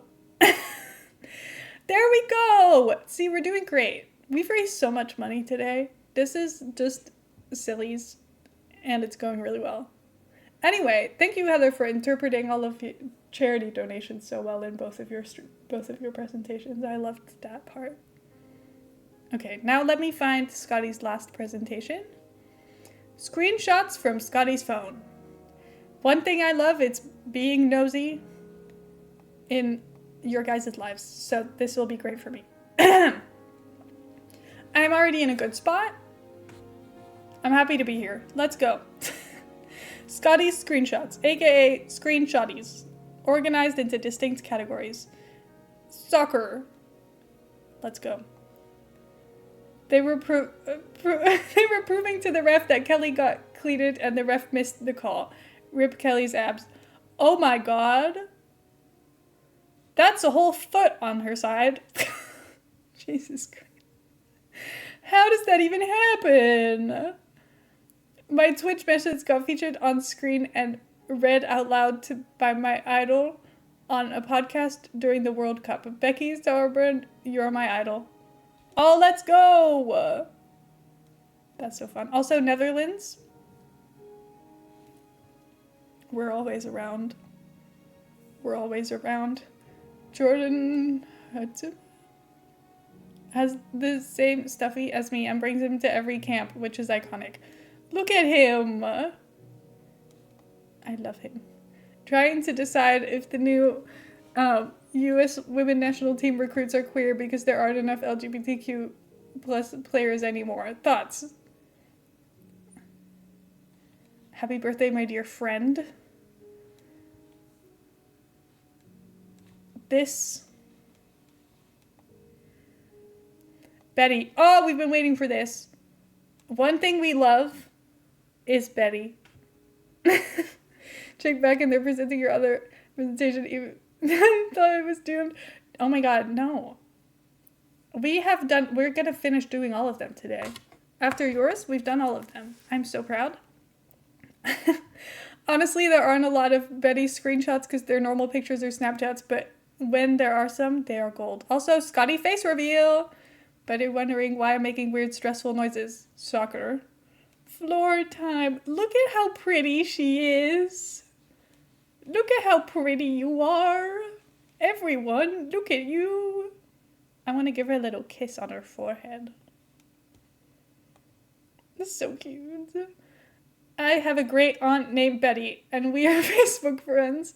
Aunt Betty is quite old, so she often posts about her garden or birds, and it's just like if Betty the cat had Facebook. Same name too. A large bobcat just went through our backyard. Whoa. The lunch bunch, 3 yellow finch, 3 indigo buntings, 3 blue jays, 2 red-breasted grosbeaks, and lots of other birds. It's giving cat Facebook. My favorite Betty Facebook post. Like, this actually could be my cat shit posting. An animal besides a dog that you've been chased by. Rooster. I love old people on Facebook. I love seeing every single time some of Heather's family members post on Facebook. It's, like, actually hilarious. Because sometimes these things, I'm like, are they actually, like, are you aware that that you're posting these on public Facebook pages? Because I don't think so. Oh my god. TikTok filters to make Betty look fucking adorable. Look at her face. Crafts. I made this hat for my friend that likes crochet, except I used green the whole way instead of pink because who in their right mind makes a pink sky? Anyways, it turned out super cute. It is really cute. I mean, the references. I don't know what the original what yours looks like, but I believe it. Also, see how brain is really big on my screen? I don't know why. Okay. It's gone now. I hovered over it and it was still like this big, hovering over the entire chat on my screen. I made these crocheted baseball cap holders for my dad and brother because they have way too many, but mine wasn't this cute because I used kind of ugly yarn that I refused to use for any cute projects. Thankfully, there are men with no taste and they both like them. I thought this was very cool. Now all I can see is the chicken wire and I really don't like it anymore. I should probably delete this. Yeah. Now that I see it like this. Yeah, like that. Thank you for the 30 bits to make her ginormous. I love that amount. It's zoomed in. You can really see the details of the brain shining through the skin. It's awful. I love it. Also, the fact that the ear is like above the eyeballs because the head is so stretched. It's terrible. Embroidery, I probably could do someday, but I don't have the patience for it today. Look how cute that is. I love that. This is so cool, and I still might do it someday. It's a map with only the streets and water and parks and such, no buildings with a mirror behind it. I used to do a lot of this kind of paper cuttings, but it's so time consuming and delicate. This is so cool, but I would assume that this does in fact take forever. You can see the brain shining through the skin. Well, you can. I'm sorry that I said it like that, but it's the truth. Miscellaneous memes is the best account on Twitter for a while. So wholesome. I had a long talk with my friend about how to spot a fake ball throw. The optimal strategies is to follow the ball with your eyes instead of your heart. Math joke I used to understand, but now I just appreciate the references. Heather, I hope you appreciate it, otherwise I saved it for nothing. Just as the phrase, what the entire fuck implies the existence of fractional fucks, the phrase, what the absolute fuck implies the existence of both positive and negative fucks, or else there would be no need for absolute value operation. Taken together with the phrase, what the actual fuck, which implies the existence of imaginary fucks, we may have thus conclude that fuckery is isomorphic with the complex field. What? But a headache for 2+ weeks straight. That's exactly how I feel. Oh my god. I'm so sorry. This gave me a headache. I hope it didn't hurt yours. The weather in Minnesota is truly wild. The lowest in the top screenshot is -60, and the high is 49, not 94. Oh my god. Stop me. That's awful. No thanks. 2-time word trivia winner. Oh my god, is this Kahoot? I haven't seen this in so long. That's so fun. My job unfortunately has realized I am smart, and so I am so busy, but this used to be me. The imposter among us, me at work, pretending to engage in tasks to avoid general suspicion. This was so me when I did my internship. Because when you're doing an internship, there's not really that many tasks that you need to do all the time. It's just a disaster. Can we do Kahoot night? We did it once. I feel like we did it once on Discord, maybe? We used to do game nights on Discord like once a month or once a week. That was fun. Finally, the screenshot that inspired this whole presentation. Asparagus. I love him. Is that the last one? Oh my god. Okay, thank you, Scotty. Thank you, thank you, thank you. Thank you so much. Oh my god. I can't believe we did them all. When I looked at this list before, I was afraid and worried. Does mean the same thing. But look, that whole list, I checked off everyone. So I hope everybody enjoyed watching everyone's presentations. I hope you all had a great time. I hope you think I did your presentation justice if you submitted one and I presented it. Because this was really fun for me. And I love presenting you guys' presentations. I will say that now that I'm here, I may as well say this. There is still, how many dollars left? $14 on the donation match. It will run out before the next time I stream. So, if anyone feels like donating $14 or $2 or different amounts, the amount, I was going to say the amount here and here is not the same, but I'm looking at two completely different numbers. On this screen, I'm looking only at the donation match. On this screen, I'm looking at the total. Those are different things. I'm pretty sure I said 12 before. Because I looked at it now and I was like, I swear it was 12 before. I think I'm silly. Also, important thing. If you've been donating and you're not sure if your employer can match donations, because some employers will, you can go to all of your donations and then look through the list. I think if you've logged in, what is it? There's dust on my watch. You can go to your account if you've been doing it logged in, and then you can go through all of your donations and request all of them to be matched. So if you did, I don't know if you'll want to do that for every dollar you've donated, but if you donated larger amounts to different streams or different streamers, whatever, see if your company will match them. Because you might be able to just request it through Tiltify and they will just match it. Which means free money for charity, because your company If they're ready to match these, they don't care about the money because it probably is not a significant amount for them to make a difference for them. And it will make a difference for St. Jude. So, very nice. Learned so much about Canada and Australian football and Pokemon types and Scotty's Crafts and Papa's Pizzeria and animals and Doris and Scotty's screenshots and how long you can keep tomato puree and why I have a few police helicopters. Yeah, we learned so much. This has been an education stream more than anything. That's what I will say. Also, I'm just going on this screen. Hold on. To make sure that I hide this because I will forget to hide it and then it will be a problem next stream when I accidentally share all of my information. So we're putting her away so that we don't dox ourselves in the future. Anyway, I hope you enjoyed this stream. I hope you liked being here. I hope you enjoyed all of the fun streams we've had. I hope all of you enjoyed all of the all of the fun topics. I hope it was fun for you, just like it was for us. But I had a great time and this was really fun and I really liked all of your things. I had a lot of fun learning about all of your interests. This is very fun for me. I liked the ones where I got included because I love being able to, like the one that Raindrop did where I can be like, hi, this is my opinion on this thing. I don't know anything about Pokemon. And now I know that most of them don't fly. Well, they do fly, but they're not flying types or whatever. Which I think is stupid. Yay! Thank you, cattsical, for the $14 to St. Jude. That means our donation match should be done. There we go! Thank you, Luke, for the $250 donation match.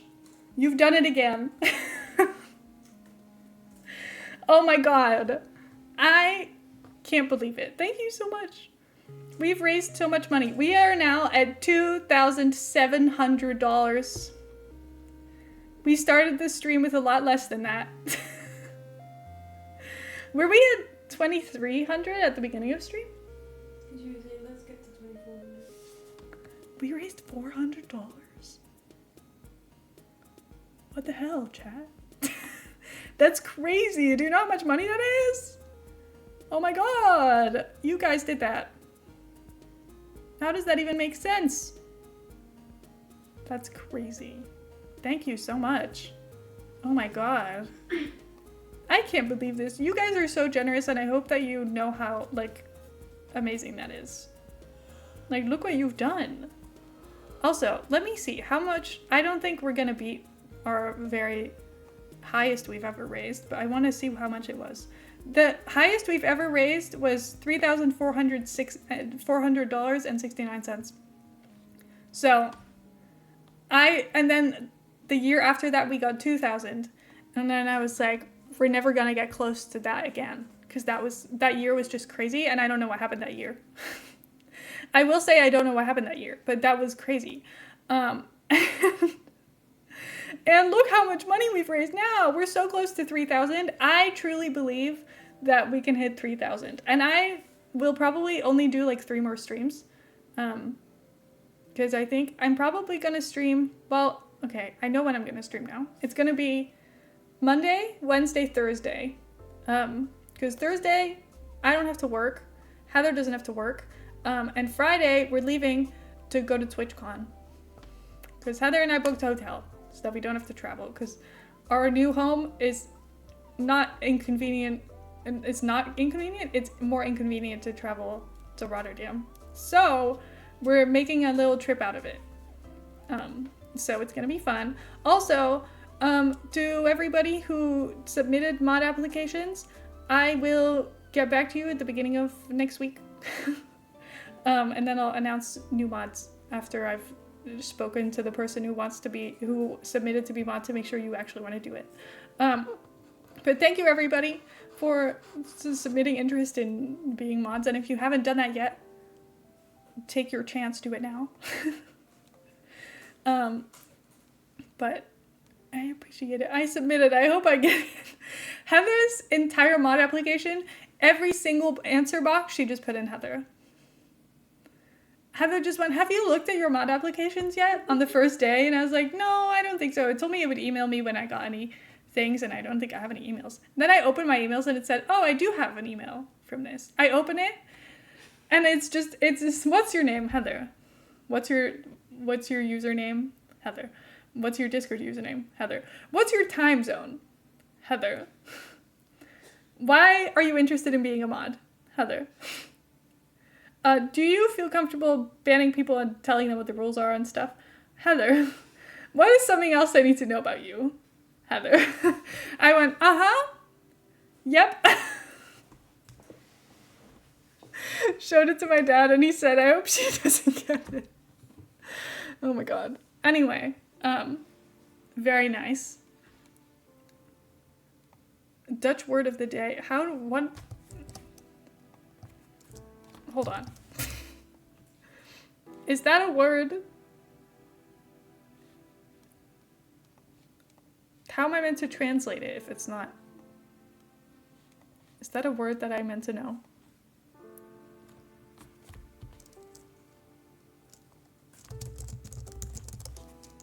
Because I don't think so. It says it's Portuguese for bathed. I don't know if that's what you meant. But I don't think I know how to translate that. Because I don't really know what you mean.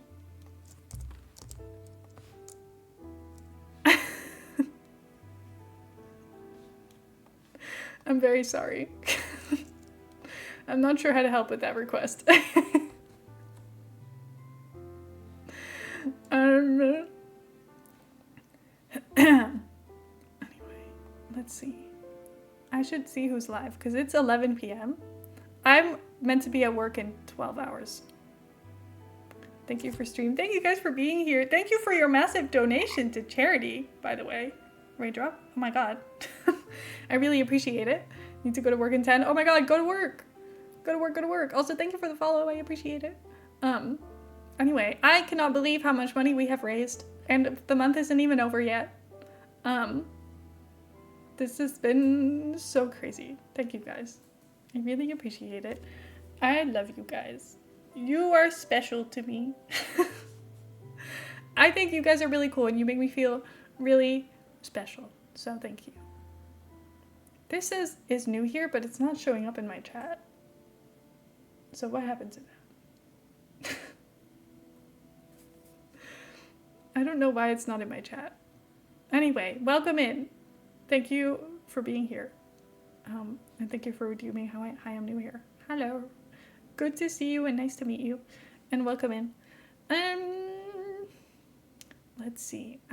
Who is live and also raising money for St. Jude today? Wait, someone's doing a Just Dance speed run. That's so fun. I know Avery was doing one before and I completely missed it because I'm live. So now we get to watch someone else do it.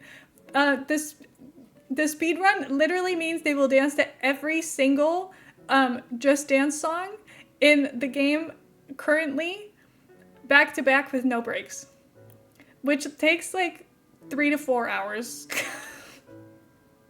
Which is crazy behavior. Also, gratitude check. What's everybody grateful for? Tell me what you're grateful for. I will be grateful as expected. I'm grateful for you guys for being here and for being so kind and for donating so many dollars because I can't believe how much money we raised today. Thank you so much. Grateful for chat today. Yeah, thank you guys. Grateful for all of you guys and your amazing presentations. You guys did so good. I'm so proud of you for having so many good ideas and sharing them with everyone. You did so well.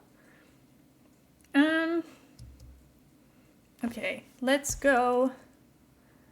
And then I will get my raid messages specifically for St. Jude month. Now let's see. I don't know where they are. I need to like pin them to something. I don't know what I'm grateful for. Anything. It could be anything. It could be a nice meal you had or something fun you did or raising money for charity. I know you raised a bunch of money for charity as well. You can say that. That's fair. That's allowed. You can brag if it's about St. Jude. That's totally fair. You can brag about something you did that you're proud of, or you can just do anything. Tell me anything. Grateful for payments to get rid of my headache, I hope. Oh my god. I hope so. Okay, anyway. Thank you guys so much for being here. We'll start a new job soon. Yeah, let's go! I'm so excited for you. Oh, I forgot. I'm sorry. There it is. My bad. Oops. I'm grateful for raising over $900. It's almost double my biggest total previously. Oh my god, $900 is so much money. Oh my god. I think the first year I raised money for St. Jude, we raised $1,100, I think. And I was like, this is the craziest thing I've ever experienced in my entire life. Anyway, thank you guys so much for being here. I will see you guys on Monday, and goodbye.